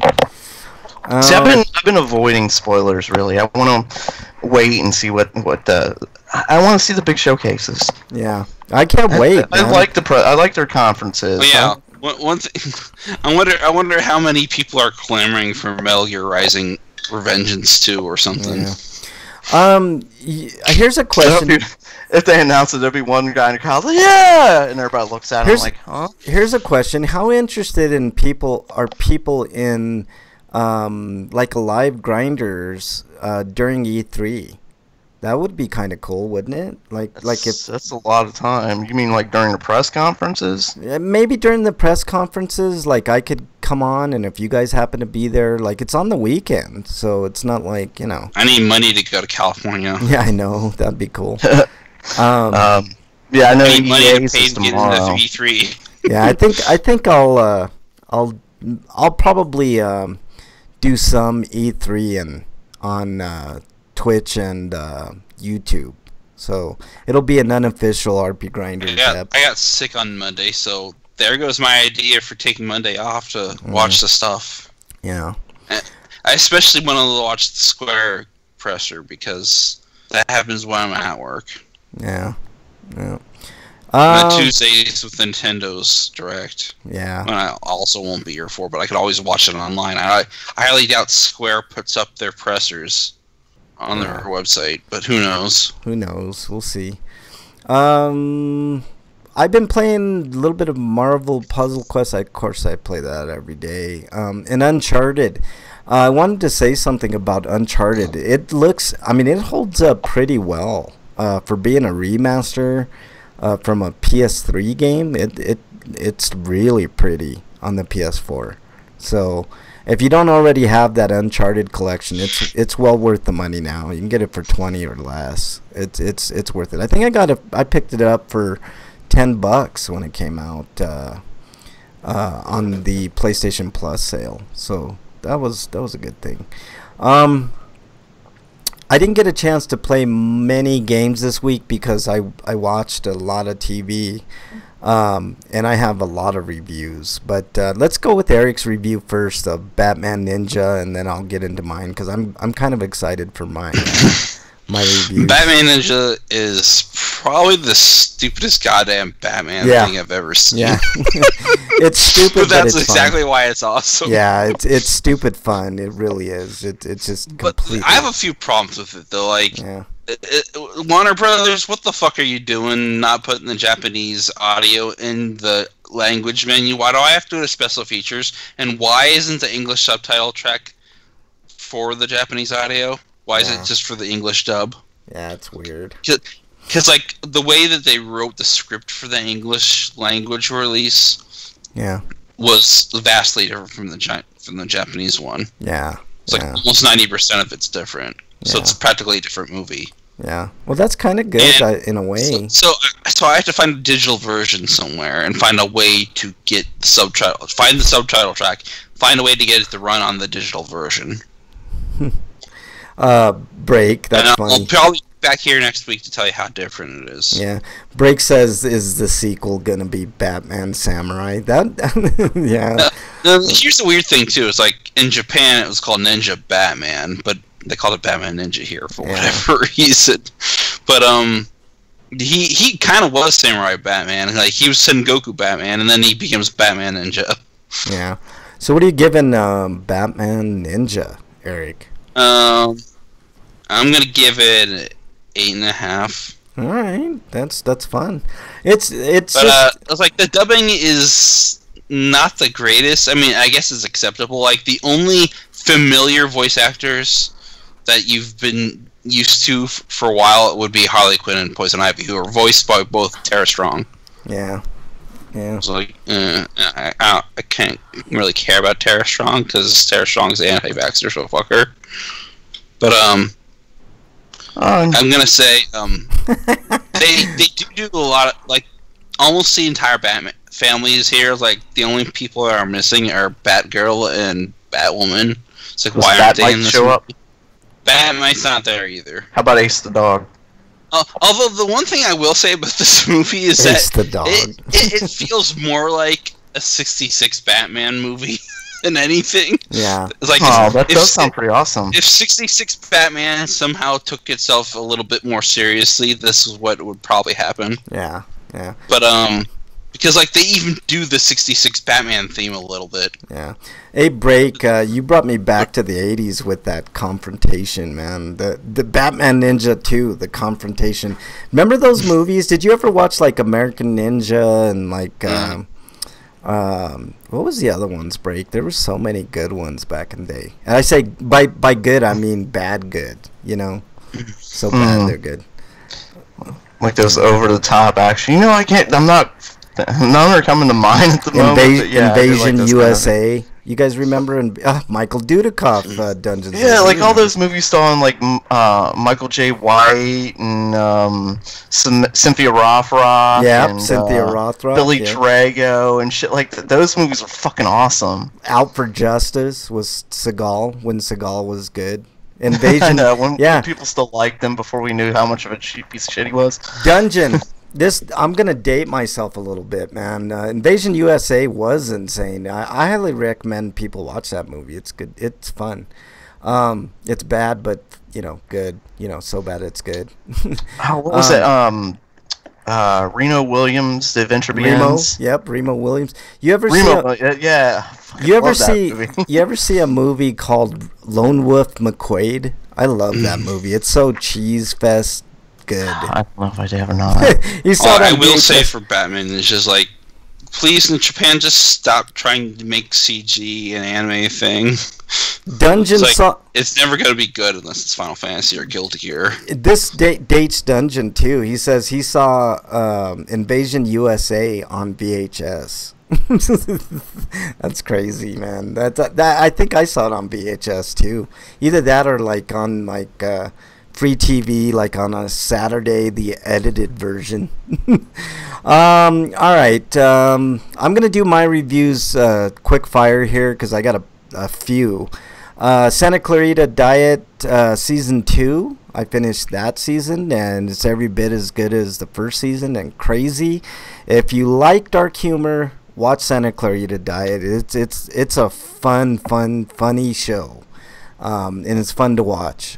So if you're into like horror, comedy, dark comedy, zombie type stuff with a sense of humor, watch it. It's really good. I'm gonna do this solo. I don't have much to add to this. Okay, I'm gonna mute myself. No, I'm not gonna spoil anything. Break. You don't have to go. Break, you there? He left. Good. Good-ish. The only thing I wanted to add is by the end of the movie, I really felt that guy was Solo. Like I didn't even think of Harrison Ford after a while. I thought he did a good job. So I'm giving it a 7. It's a solid movie. Oh, yeah. That goes into a stinko I could mention, but I don't know if you had Star Wars as your stinko. No, I don't have Star Wars as my stinko. Oh, apparently another Star Wars actor has been chased off of Instagram because of rabid fanatics. Yes, I read that. It's ridiculous. Totally ridiculous. The person that played Rose in The Last Jedi. Yeah. Okay, so Santa Clarita Diet Season 2 gets a solid 8.5 for me. I saw a movie called Upgrade. And check this out, guys. That's the one that's on YouTube, right? No, it's not on YouTube, I don't think. It's in theaters? It's in theaters. Okay. Maybe I'm thinking of something else. I went to go see Hereditary, and I made Hereditary a double feature by sneaking in to see Upgrade. And Upgrade is fantastic. Are they that lax that you could do that? Oh, dude, come on, man. Like if you don't have money, that's the way to do it, dude. Like, I mean, there was nobody in the theater. There was like 3 or 4 people, so it wasn't like they were. And the usher came in and everything. Like they're not gonna care, you know. What's the worst? We're already charging you $20. Why not? Yeah. What's the worst that could happen? Just say get out. Okay. So upgrade. But if they ban you, that's less business for them. So it's like, why not? Yeah. We don't want to piss these people off. There are a reason for having money. Yeah. Dungeon says he liked it. It was entertaining. I wouldn't have felt that I would have missed anything major not seeing. Yeah, that's kind of how I felt. Like it was unnecessary. Solo, that is. Upgrade's great. If you like action, over the top, bloody, gory action, then Upgrade is perfect. I'm not a huge action guy, but I really enjoyed Upgrade. I saw the previews, got interested, and decided to dip on in, and it was perfect timing, and it was good. It was glorious. Well, if I have room after seeing Haikara-san and Hereditary and Jurassic World, Fallen Kingdom, then I'll see Upgrade. Yeah, Upgrade is awesome. Is Upgrade like a red box thing? No, I think it's a solid screener, dude. I mean, if you happen to get it on Redbox, that's fine too. But if you have the extra money, I highly recommend it. I'm giving it a 9 out of 10, and that's really good for an action movie. I'm not a huge action movie guy, but this is the review I really wanted to get to. A movie called Hereditary. I'm a huge horror fan, and you know, I like a lot of the old classics: Nightmare on Elm Street, Friday the 13th, Halloween, of course, and those are all great movies. Exorcist comes to mind. You know, kind of a pantheon of scary movies. And I'm adding a modern movie to that, 2 modern movies to that. One is called Get Out. If you haven't seen that movie, it's fantastic and eerie and scary, and you know, worth every penny that I paid to see that movie. But I'm also adding Hereditary. Hereditary is a modern Exorcist. It's that fucking good. Hereditary is... I'm not using hyperbole when I say Hereditary is one of the scariest movies I've seen. Get Out, super scary to me, but in a different vein than Hereditary. It's more along the lines of an Exorcist scary, but more of a slow burn. The best way that I could describe Hereditary, it revolves around a family of 4, daughter, son, and kind of, just an everyday, every man's family, American family. But the best way that I can describe Hereditary, it's like a long tendril that slowly creeps up on you, grabs you, and won't let you go, like a squid. That's Hereditary. I felt in the movie theater, I very rarely feel this way, but I felt like I was being choked the entire time by what was going on the screen. It is a fantastic movie, and I don't give 10s out lightly. I gave Get Out 10, and I think that's the only movie I've ever given a 10 on this show. I'm giving Hereditary a 10 out of 10. It is a fucking scary ass movie, and if you like horror movies, you're gonna love this movie. And I hope a lot of people go out this weekend and support Hereditary, because it deserves every bit of the acclaim that it's getting. It's a 93% on Rotten Tomatoes, and if Toni Collette doesn't get an Oscar nomination, I'm boycotting the Oscars. That's all I got to say about it. It's a perfect horror movie in every regard. I didn't see any flaws. I know every movie has flaws, but if this movie has flaws, they're very hidden to me, and somebody's going to have to point them out, because it is fantastic. It is great. I highly recommend seeing Hereditary in the theaters. Please see this movie because it's great. That's my review. That's all your review. So can we talk spoilers of Solo now? Spoiler alert. Yep, go ahead. All right, cool. So yeah, obviously I did see Solo. Yeah. I was just giving shit by not listening. Yeah, you son of a Stalking in chat. So I did see Solo. I think Solo is like it's a Star Wars movie for Star Wars fans, I think. Yeah, I agree. This is expanded universe stuff. This is for the people who read the books. Yeah. And such, you know. But I definitely left with some questions. What's your question? Anyone who is any kind of Star Wars fan has always known that Chewie has followed Han everywhere because he owes him a life debt. Yes, and we get to find that out, sort of, don't we? Like, yeah, they never explain it as a life we don't. That's what it is. I don't think so. Like, it is. Does he get a life debt at the end when he saves him from Beckett? No, he gets I don't think so. Like, freedom. I think, but when he freed him, they worked together to be freed. Yeah, so but that's not really a life debt type thing, and they never mentioned the life debt at all. No, I think they were going to work the life debt into the sequel kind of thing. Maybe there's no way Solo gets a sequel. There's no way. They did too terribly. But I took it as like Han was the one that got them out. Like, he's the one that suggested, breaking that pole thing, and he got him out and got him transportation too. So I know, but like he never really mentions life debt because if you look at it later on in the movie, he chooses instead of to help Han to go off and help his people. Yeah. If he had a true life debt, he couldn't do that. He'd have to follow Han. Yeah. So he didn't actually have a life debt at that point. So the only point he could have got the life debt is when he saved him from Beckett. But that just didn't seem life debt worthy. Maybe. Although I said that was probably the greatest scene in the movie. Yeah. Yeah, it was good. On shooting him in mid-sentence. Yeah. Yeah. It was a callback to the first trilogy. Yeah. To the original, basically, it is kind of a pointing out of Han's character. Han Solo is a survivor. Yeah. He's looking out for number one. Well, and Chewie. Like, I don't know. Chewie, I mean, the movie kind of fucks with that idea because he's a kind of a hero at the end.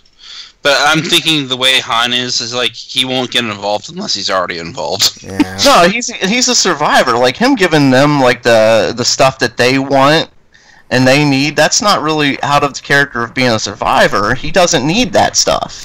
You know what I think this movie suffered from, Solo? Because I think it's the weakest Star Wars movie since probably, I don't know, not Last Jedi, but Phantom Menace. And that's, I mean, I'm not putting it in the same vein as Phantom Menace, but I think having Ron Howard kind of took a little bit of the zing out of that movie. And if you look at Ron Howard's career, he's not really known for the most exciting of movies. You know what I mean? Like, to me, it didn't have a Star Wars pace. You know what I mean, Break? Like, it just seemed like it was a by-the-numbers Star Wars movie. I do see like it being by the numbers. I definitely agree with that. I feel like they played it safe in a lot of ways. Yeah. But I kind of feel like after watching, other movies, like for instance, The Last Jedi, when they go off and do like this gambling casino and stuff, I appreciate this one staying on point at all times.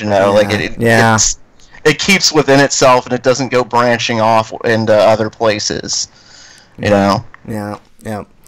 And Dungeon Buster in chat says he thought the life debt was because he helped free Chewie and then helped him free his people. Yeah, he just really gave him a weapon and left. He didn't actually help at that point. In fact, after that, he came back and saved Han. Yeah. And, after he saved his people, Han was in deep shit, and here comes Chewie to save his life. Yeah. All right. So I think the life debt didn't actually happen in this movie. I think it'd be in another movie or. Basically, him and Chewie are just besties. Yeah, and that's why Chewie stays with him. Yeah, maybe. Maybe it was just they're rewriting the fiction. By not having a sequel in this movie. Yeah, it would. It would. Yeah, we're definitely not getting a sequel to that. movie, but maybe it is. Maybe it was just a story that Han made up, that he was indebted to Han. You know, because Han is kind of like that renegade, outlaw type guy. You know, with a heart of gold. You know, so maybe it was just like some bullshit story that he told somebody one day, and then it just got, the legend got added to over the years or something. You know, something like that. Maybe I guess that's what I mean. Maybe. Yeah. Well, what's the span of time between this film and episode 4? That's a good question. I don't know. I was reading online somewhere. 10 years roughly. Okay. Let's move on to our stinkos real quickly, guys. We don't got much time to do all these things and get to a free-for-all. So, Eric, actually, let's go with Break. Break, what's your stink? Do you have a stinko this week? Yeah, I got one stinko, and it's an annoying one. Although I think for Frank, there's one of these particular types that he probably waits for and hopes for. But I'm referring to solicitors, the door-to-door salespeople and such. And I know Frank wishes every day that Jehovah's Witnesses come to his door. Oh, I pray for it. I pray to God that Jehovah's Witnesses come to my door.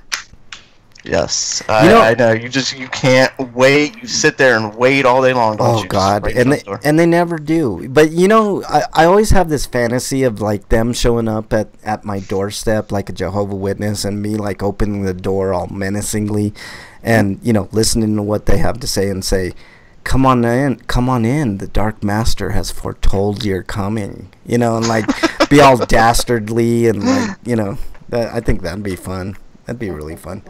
But yeah. Yeah, that sounds pretty funny, in fact. But you know, I get Jehovah's Witnesses. I get people trying to sell us like different electric plans and trying to get us on the like cable or one of my favorites, the guy trying to sell meat out of the back of his truck. Those are always fun. Yeah, those are always fun. Those totally aren't dead people. Well, the last guy was a dick about it too because I didn't want it. I'm like, dude, no. No, get out of here. Like, what's wrong with you? Like, this is good stuff, man. I just do this, and I'm just wondering, like, man, can I call the cops on this dick? I know. What an ass. But you need a license to sell stuff. Yeah, exactly. Just like those. Yeah, so those guys and my least favorite of all, like the politicians, like you remember that, like, yeah, I told you the story many times about the politician coming up interrupting me when I'm working in my yard. Yeah. Asshole. Well, so this week, though, Mrs. Brakeman, she had to deal with solicitors when I wasn't around, and she put up a note on notebook paper. She said, instead of answering the door, she just put this under the curtain. And a note saying, solicitors will be charged $50 to speak. By knocking, you agree to this payment. Thanks. I love it. That's awesome, man. I should do that. Yeah, that's really good. Door-to-door salespeople don't make anything. They are being screwed. It's basically a pyramid scheme. There are people at top making money. Yeah. They don't make shit. Now, in fact, a lot of those people are sent out there for free. Yeah. And with promises of what they're going to get and never get that. And they never get it. So I feel maybe bad I should make another note that says if you're part of a door-to-door salesperson that's a part of a pyramid scheme, you're getting screwed. Don't do this anymore. Yeah. I don't think they realize they're in a pyramid scheme. Yeah, it's. You know, a lot of people get sucked up into those games, man, and it's like I've seen like for instance, kids selling vacuum cleaners. Like they literally drove them to the neighborhood, dropped them off with the vacuum cleaner, and told them go sell it. Yep. Like left him, like just left him there, and I'm like, what the? Like what is this shit, man? Like, and how much are they paying you for this? Yeah, and then nothing. he's not getting shit for it, you know? Yep. No, that's by the way, to get shit to sell popcorn or cookies either, do they? Which, by the way, is illegal. You can't work. No, Girl Scouts. No, they like for instance, they do not make shit selling cookies. No, they get into, or at least I know it used to be like you'd get.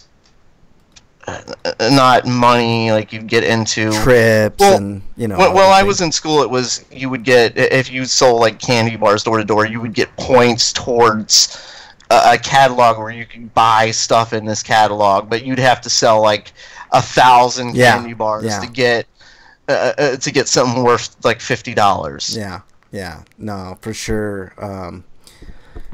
It sucks, and it's definitely. And I think man. solicitation should be illegal going door to door. I agree. I think the time for door-to-door salespeople is pretty much in the past, man. It's. I hope it dies out because you're right. There's a lot of fucking problems with it, for sure. Eric, quickly, what is your stinko of the week?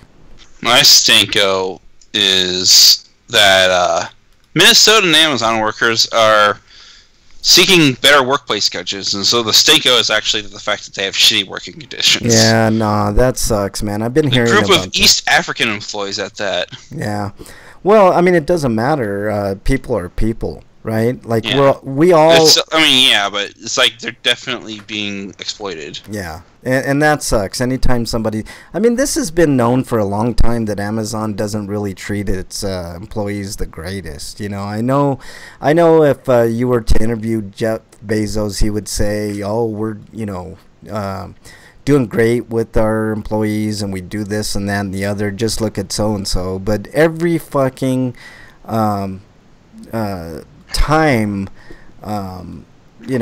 that you interview one of these people, they're gonna say the same thing. It's like a broken and record. we know this going on, but the article has to say the employees allege that they have experienced exhaustion, dehydration, and injuries. And this is what Amazon does instead of giving you healthcare. They have an EMT right outside. Oh, get the warehouse. fuck out of here! Fuck you and your EMT, Amazon. I'm sure they still have to pay because they don't have healthcare. What? I think a lot of companies should have an EMT, but in place of healthcare. No, are you kidding me? Are you fucking kidding me? Yeah, right. That's exactly right. Like EMTs are great. And like, why don't you guys just bend over? We're gonna shove this light right up your ass. Break, you're funny as fuck, man. That bend over. It's like some sleazy slime ball that was like in marketing said it's technically healthcare because we're providing a service by putting the EMT out there. Yeah, that's a great idea. Yeah, and I'm sure that EMT is happy about that he's responsible for the health care of all those employees, but whatever. I mean, in my job, we have an EMT, but they work there on the job doing the job, so it's not just them being there as the EMT. Yeah. I bet they advertise that too. EMTs working at Amazon on the side, and their actual job is at the warehouse. What's that? A perk of working at Amazon is you won't die on the job. Yeah, exactly. Wait, what do you mean won't die on the job? What are you talking about? What's going on? I know. What are you It's really hot to kill in there. us? Yeah, exactly. I'm gonna move on to my stinkos real quickly. I got 4 of them. And you can guess where this is going. Number 1 is Rudy Giuliani, again, for being a douchebag and talking shit about Stormy Daniels and women in general. How dare he? How about just Trump opening his mouth, period? Hold on. Manafort, again, he's been now charged with 2 additional crimes. And that guy should be in a jail cell right now. Why he's not is beyond me. He is a fucking criminal. And he broke the terms of his fucking release by trying to intimidate witnesses. And anybody like that should be immediately in jail. Trump again for just pardoning people willy-nilly. I'm really happy for one of the people that he pardoned. But, giving pardons like that is a definite abuse of power. And speaking of abuses of power, Scott Pruitt is a swamp monster that, uses his clout and government money for his millionaire tendencies. He ordered somebody to find a used mattress from I don't know if it was a Ritz hotel, but he looked for lotion at that Ritz. I mean, that guy is as corrupt as they come, and all of them are as corrupt as they come, and they all need to be swept out of office and in a jail cell somewhere. And I'm including Rudy Giuliani in that shit because he's said a lot of inflammatory things that he should be punished for. And I'm not talking about free speech and all that type of stuff, because anybody has a right to say what they say. But when it's harmful to the country, when you're attacking the justice system, the very foundation of which this country was founded on, I think there's something, very wrong with you. And I still think he looks like a South Park character. But anyways, Breakman, you're sweeto. You just imagine being voiced by Trey Parker or Matt Stone. Yeah, exactly. Break. Oh my god, I want that. Yeah, me and DB would like to know why you would insult swamp monsters like that, man. He said swamp monster, not swamp thing. Yeah, swamp thing. Swamp thing is a swamp monster. No, he's not. He has. He's a swamp god. You made Swamp Thing sad. Hey, I remember the Swamp Thing plushies back in the day. Swamps. What's that? I am the enemy of swamps. Swamp monsters. You're a monster. Look, I remember. Swamp Thing and his feelings. I remember the Swamp Thing plushies back in the day, and anything that can be made into a plushie cannot be considered a monster. You can't make Trump into a plushie. You cannot make Trump into a plushie because it's not allowed. It's illegal. Can you make him into a stress ball? That would be awesome. Yes, that would. Because then you'd probably end up destroying it too quickly. Yeah. Oh my god, a stress ball of his head. Like has anybody done that? We need to trademark that right now. It's trademarked right now. We own the trademark to that. So, if anybody's thinking. DB says a Cthulhu plushie. Cthulhu has a plushie, yes, but Cthulhu is... Beanie Baby Cthulhu. Cthulhu is so fun. You can't say that about Rudy Giuliani, Paul Manafort, Donald Trump, or Scott Pruitt. So, there. Take that. There is Trumpy Bear. That's completely different. That is from the imagination of a 2-year-old that envisioned Trump as a teddy bear. So, yeah, no. Poor brainwashed youth. Yeah, exactly. Brainwashing the youth, man. I'm telling you. All right. Break, did you finish? No, that reminds me. No, Christopher Sweeto. Robin, live-action Winnie the Pooh Looks with like a hook shit. angle to it. Yeah, it looks like shit. It might still be a good movie, but I'm sorry, but Winnie the Pooh looks just frightening. Yeah, it doesn't look good. Break, you're Sweeto. Did you finish? Oh, Sweetos. I was gonna say it's E3, and I liked some of the I liked Solo. I think it was a Star Wars movie for Star Wars fans. For instance, like the never mind. I'm not doing spoilers. No more spoilers, man. Dungeon says. And I don't want anybody to mistake. Like, I don't think it's the greatest movie ever. I Dungeon enjoyed Buster's it. talking about the new Shaq Fu. Oh boy. Yeah, I'm sorry. There's a new one. Yes, and it there's a boss apparently called Arthur O'Deal who may or may not look like a certain government official. So I'm sorry. There's a new one. Yes. Yeah. Shaq Fu: Legend Returns. One of the worst games ever made. There's a new one. Yeah, it's a beat 'em up now though. Yeah. Beat 'em up. And it's apparently not bad, but like not bad by Shaq Fu is really awful. Yeah, Shaq Standards. Well, DB says the game is still blah, but it looks nice. Like Shaq Fu is one of the worst games ever. Is there going to be a sequel to Superman 64 next? We're getting a remake of E.T. No, there'll be oh God, no remake of E.T. Please. The next Pac-Man game is going back to blocks. Yeah, Dungeon rented it. And technically, there is a sequel to Superman 64, only it's not Superman. Oh God, it's a game called Vroom in the Night Sky, and I'll tell you all about it once I finally get around to reviewing it. Okay. Wait, it was crowdfunded? People chipped in. Oh my God, are you? People chip in. I lose faith in humanity a little bit more every day. Yeah, me too. I mean, even a show like RPGrinders can get funded, so it's one of those things, man. All right. Yeah, that's a nice Sweeto. Let's go with the Sweetos. Yeah, go ahead, Eric. We got GoFunded.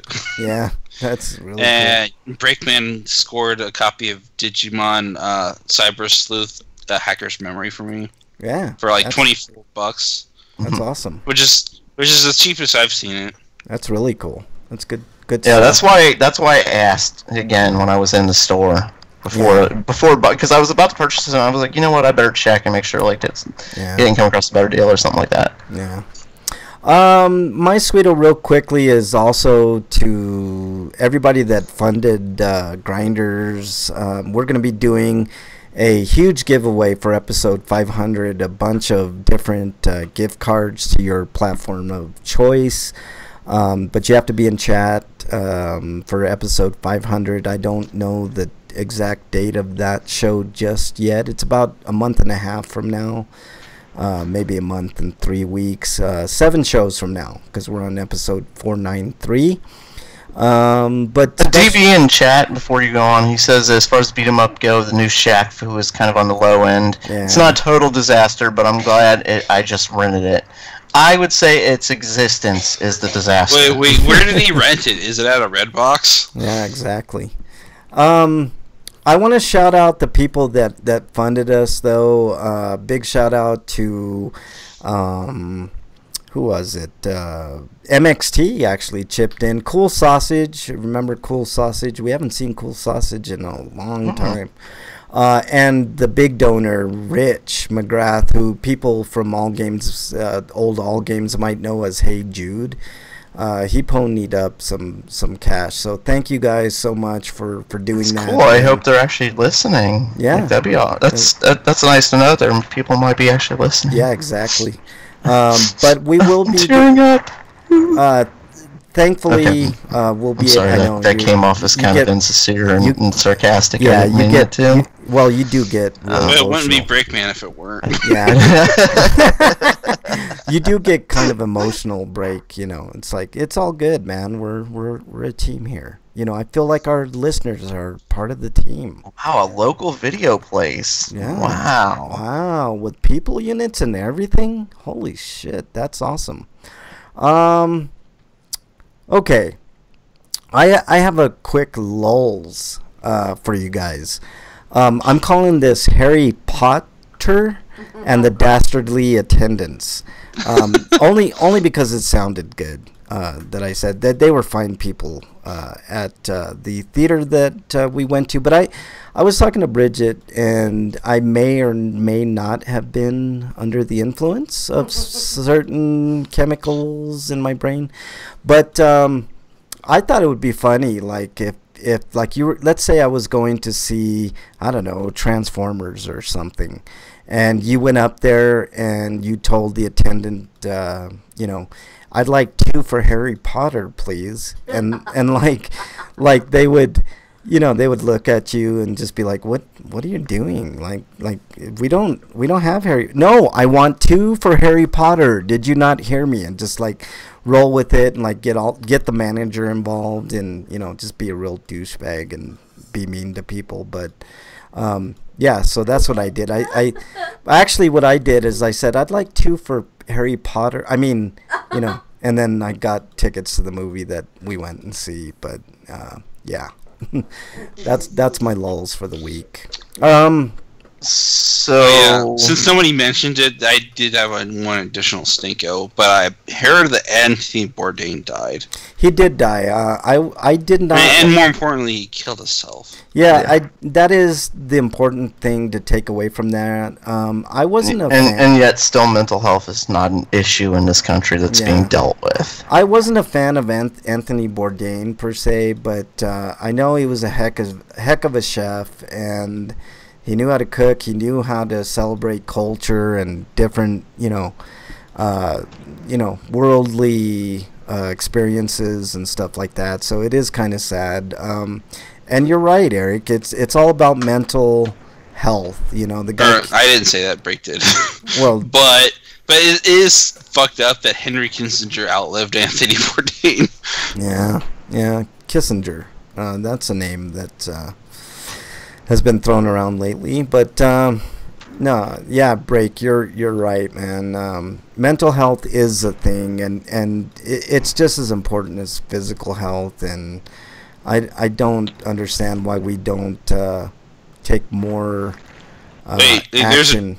They're showing trailers for Bumblebee movie. Yes, Eric. Let me finish before I break in. But yeah, it's that is terrible and it sucks. But another thing that sucks, guys. Real quick, free for all. I saw this. Are we regressing like to the '60s, Break and Eric? Because I mean, we all know the injustices of people that have been killed by police officers. I talk about it all the time, but there's a bigger problem with this whole thing. The story is a family of a black man killed by white cop awarded just $4 by a jury, a Florida jury. So this man's life was worth $4.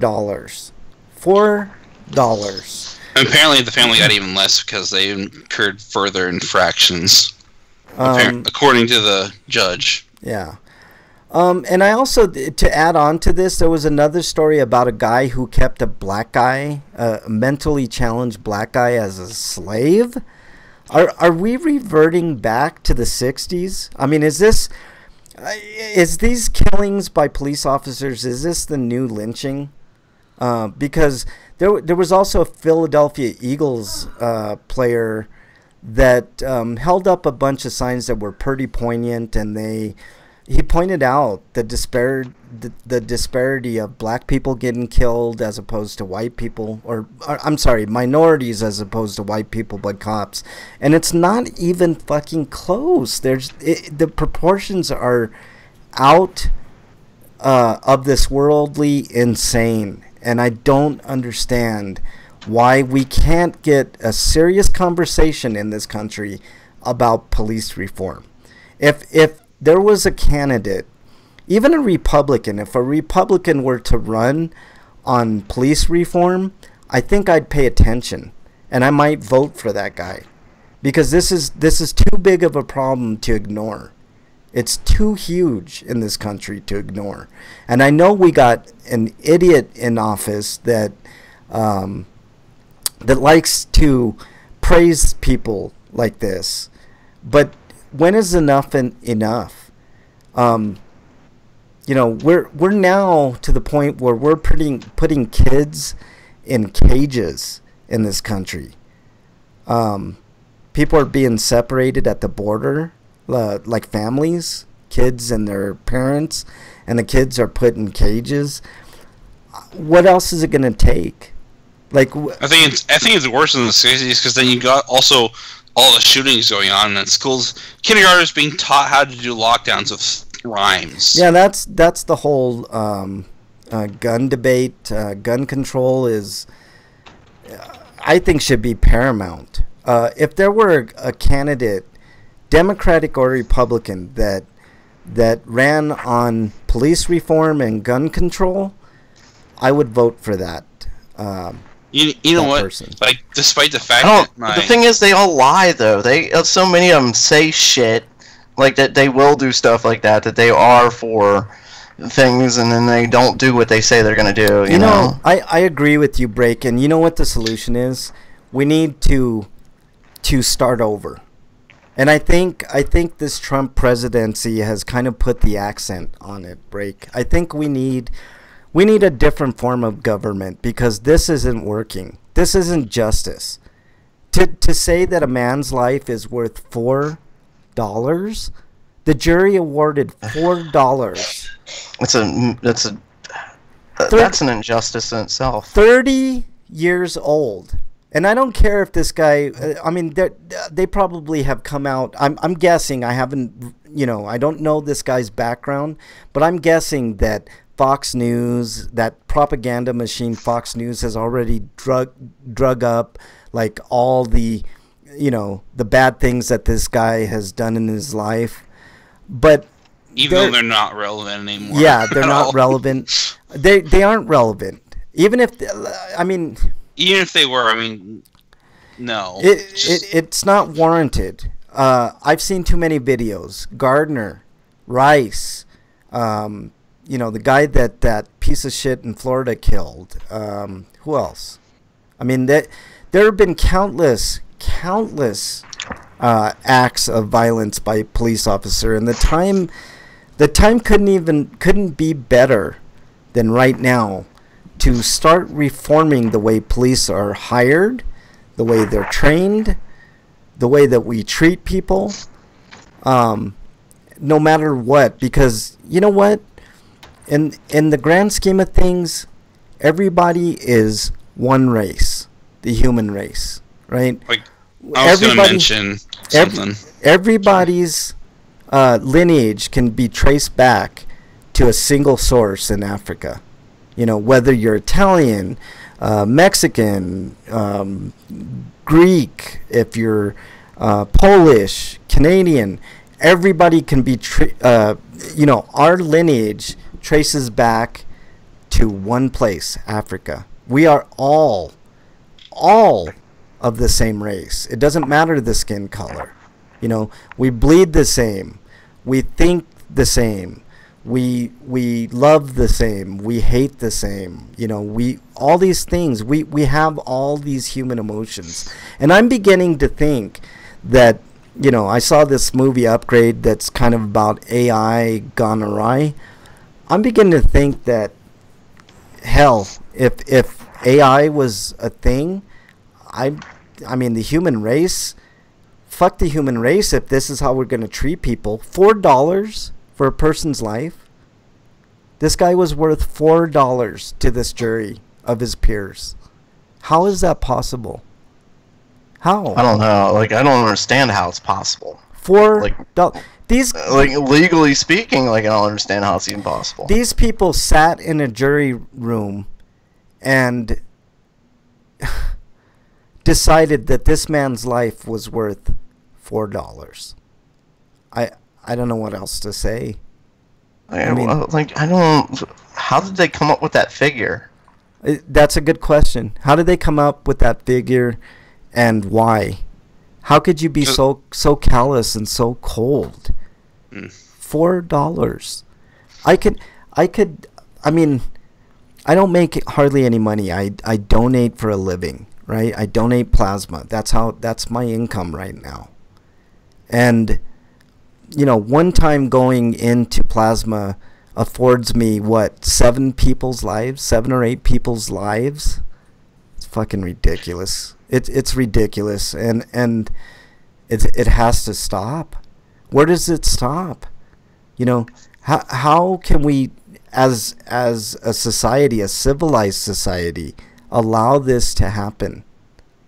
$4. I want people to think about that. That's listening. Is your life worth more than $4?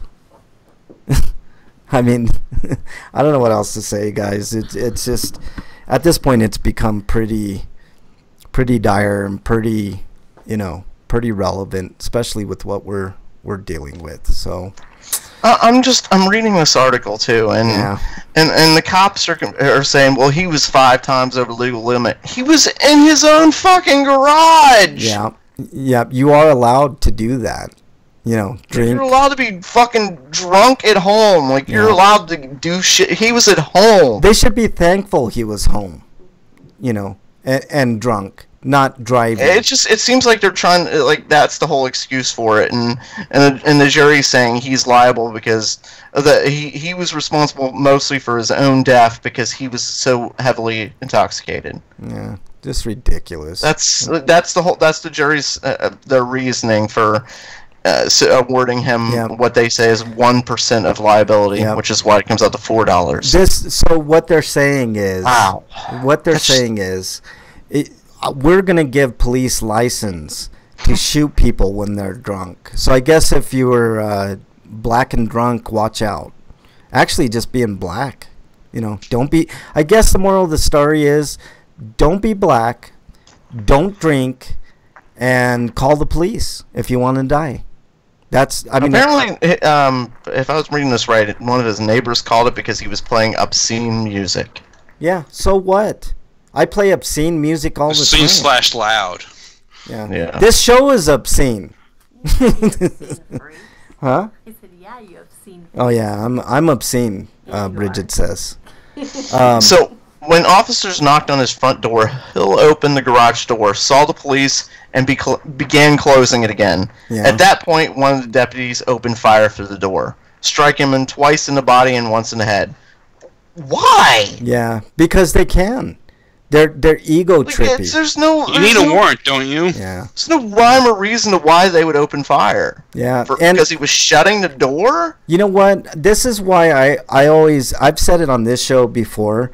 A jury of our peers just doesn't work anymore. We need professional jurors that do this for a living, that know the ins and outs, that aren't in the police's pockets, you know, that have no vested interest in helping police or any of it. It just pisses me off, man, time and time again. Also, I think that these juries should not know if the person is black, white, Mexican, etc. You know, it should be a blind jury. Those juries should just hear the evidence and decide from there, and see the evidence and not know if the person is black or white or Mexican or brown or whatever. I'm with Dungeon. He says, sorry, humans, you are too petty and divided over trivial differences. You will now only provide face templates for our android master race. I'm beginning to think that we're not worthy of this earth. Yeah, we should just let DB become Skynet, like he says, and run everything. As long as I can, in my immortal state, upload my mind to the Matrix, I'm good. Dungeon says, despotism in civilization, a benevolent dictatorship for everyone. I never changed from that in Civil. Every time I play Civ, I never change. I'm always 100% in charge. Yeah. Worship me. Just worship last me. question. Like, I'm not gonna be evil. Like I'm benevolent. As DB says, benevolent dictatorship. Last real quick question that I have for you guys, and it's kind of loaded. Is it time to just start over as a country, government-wise? Is it time? Not start over as a world. Yeah, but like we have to start in this country. Is it time for this country to just start over? Because Trump eradicate the Constitution. Get a new one. Hold on. Trump is the bottom of the barrel, in my opinion. Like, he's brought out the worst in all of us, including myself. I think the time is right now to do it differently. I mean, that's my opinion. What do you think, Break? Is it time? I know the world, but as far as this country goes, before we even do that, I think we need to get rid of capitalism. Yeah. I think the time for that is coming too. We need to live in a world that understands that capitalism usually causes a lot of the problems that we're experiencing now. I don't understand it. America will survive, Dungeon says. I don't know, Dungeon. If you guys remember, long time ago, I predicted this shit, and it's becoming more and more clear that Trump, whether or not he's successful is another thing, and we can debate that, but I think we can all agree that Trump has put himself in a position to be a dictator, and that's a scary thought, and I hope it never happens. But like I said, we're now putting kids in cages. We kill people. You know, the police force has done it time and time again. Most of the time for shitty reasons. I realize that sometimes they do have to defend themselves. You know, we're arresting people and putting people in jails that are addicted to drugs instead of having compassion and helping. I don't understand. I hope that I wanted to mention one thing before. Yep, go ahead, Eric. Because I feel like if I don't mention it now, I won't be able to. Go ahead. But I'm rambling. Despite the fact that my nephew goes to a Catholic school for elementary school, they do have one nice program that needs to be everywhere else, where they'll take turns doing gym, phys ed, and but like the days they don't do that, they'll do this counseling thing where they talk about their feelings. Yeah. And I think that's something that needs to be done. Well, that goes through the entire grade scale. Yeah, that goes with mental health. Break brought it up, and like mental health needs a serious look at when it comes to funding programs that help people. And you know what? I include a lot of these cops here because you're right. They see a lot of shit that we shouldn't see, shouldn't ever see, and they need mental help too, because anybody that can take a gun and pull a trigger and kill another human being for stupid reasons needs their head checked and needs help. These people need help. Yeah, speaking of weed, guys, my plants are looking really good. I'll take some pictures and show you guys what I'm looking at. I'm growing like some good plants, and I'm excited. Good plants too. Yeah, dude. It's exciting. I mean, homegrown weed is always good, dude. It's good stuff. But that's another thing I heard that actually was a good thing, that Trump was considering making pot legal federally. He probably just wants some for himself. And if he does, that, that'll be the one thing that I like that he's done. But other than that, it's pure swamp monster, All right, guys, anything else before we go? You have anything, Break? No, I'm just discussing like what we would do if we're in charge between me and DB, like kind of things we would do. Yeah, I'm just saying if there anybody who wants to get on the highway and do, like I said 20 in here, but I'm gonna say you want to do 10 miles below the speed limit, and it's a sunny day. I'm saying that's a highly punishable offense. Yeah, I'm thinking lifetime in prison type offense. I totally agree. And you know what I would do? I would say that all you car companies have to come out with inexpensive electric vehicles so people can get around at a cheaper price and not be bound to, the Saudis and all the Middle East oil. I think that'd be a good thing. Don't you think, Break? Mm-hmm. Be nice. DB says, it's like, hey, I'm coming up fast in the car, and are they, oh shit! And speeds over into the other lane. Yeah, exactly. Swerve out of the way. Oh, man. A lot of old people really like to drive super slow. And you know what? It's been proven. Why do they get on the damn highway? I don't understand it. Driving slower on the highway is super dangerous. That's the point where you'd rather have your car auto driving. Yeah. Speaking of, you're just there just to make sure they're doing their job. Yeah. All right. Break plugs. You can follow me at RPGrinders, which I'm glad you didn't even ask because there's no point. And at break_man on Twitter. I did mention it, but I knew we didn't have anything in there.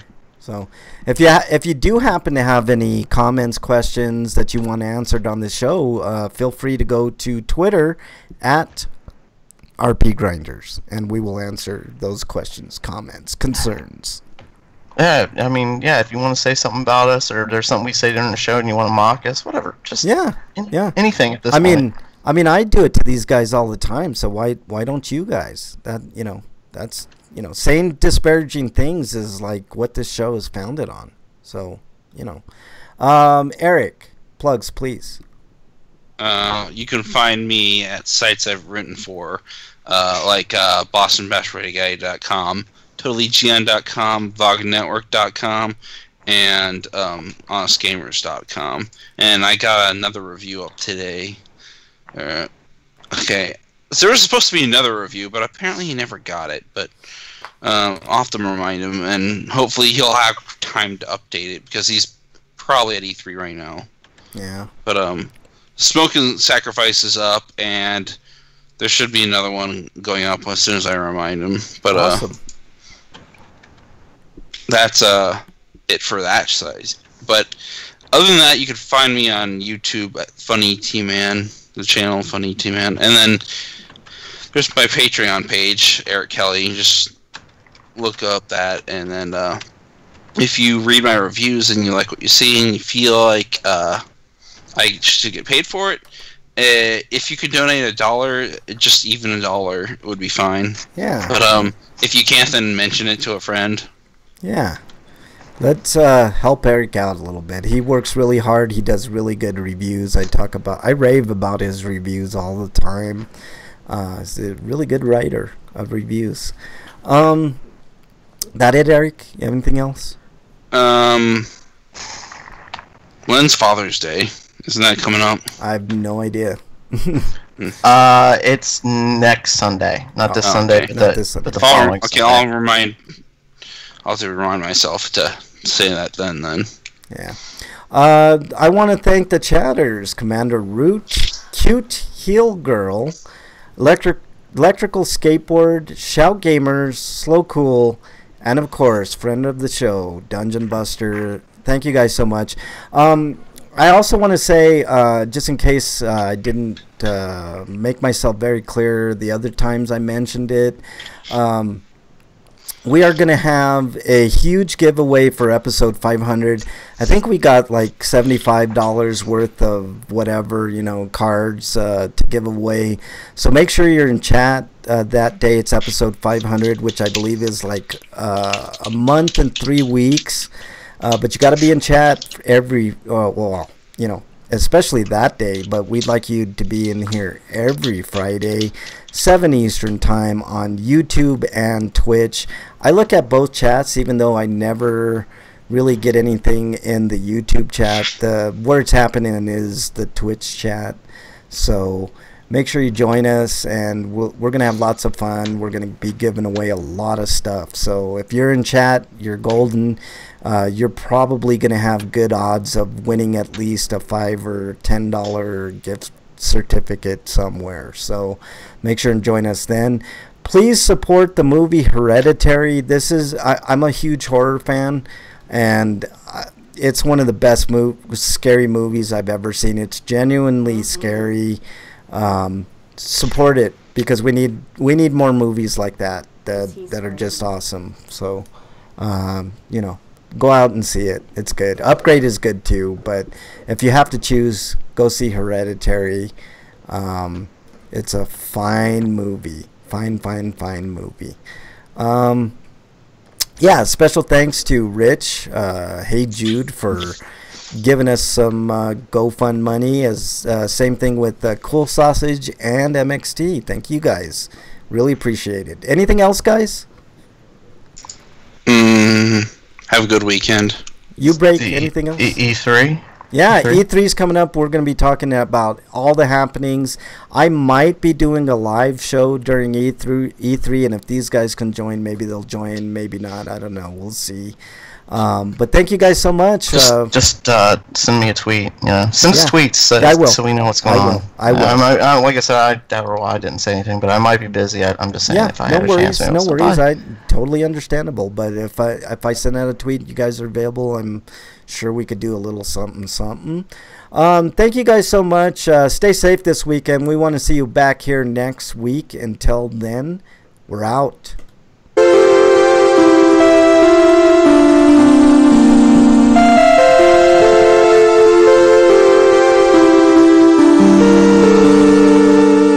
The Rockies beat the Reds in an awesome series.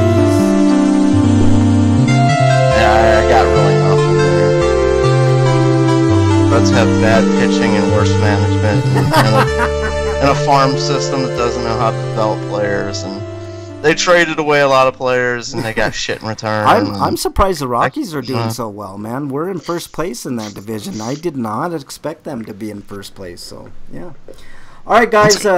Dungeon, thanks so much for joining us as always and participating. We really appreciate you, bud. See you soon. Make sure you get in for 500, man. We got those. I have a feeling you might end up with 1 or 2 if you get into chat. Well, right now he's the only one that knows about it. So if 500 would have been today, Dungeon Buster would have ended up with $75 of gift cards. So that's awesome. All right, Dungeon. Later. I'll see you online, man.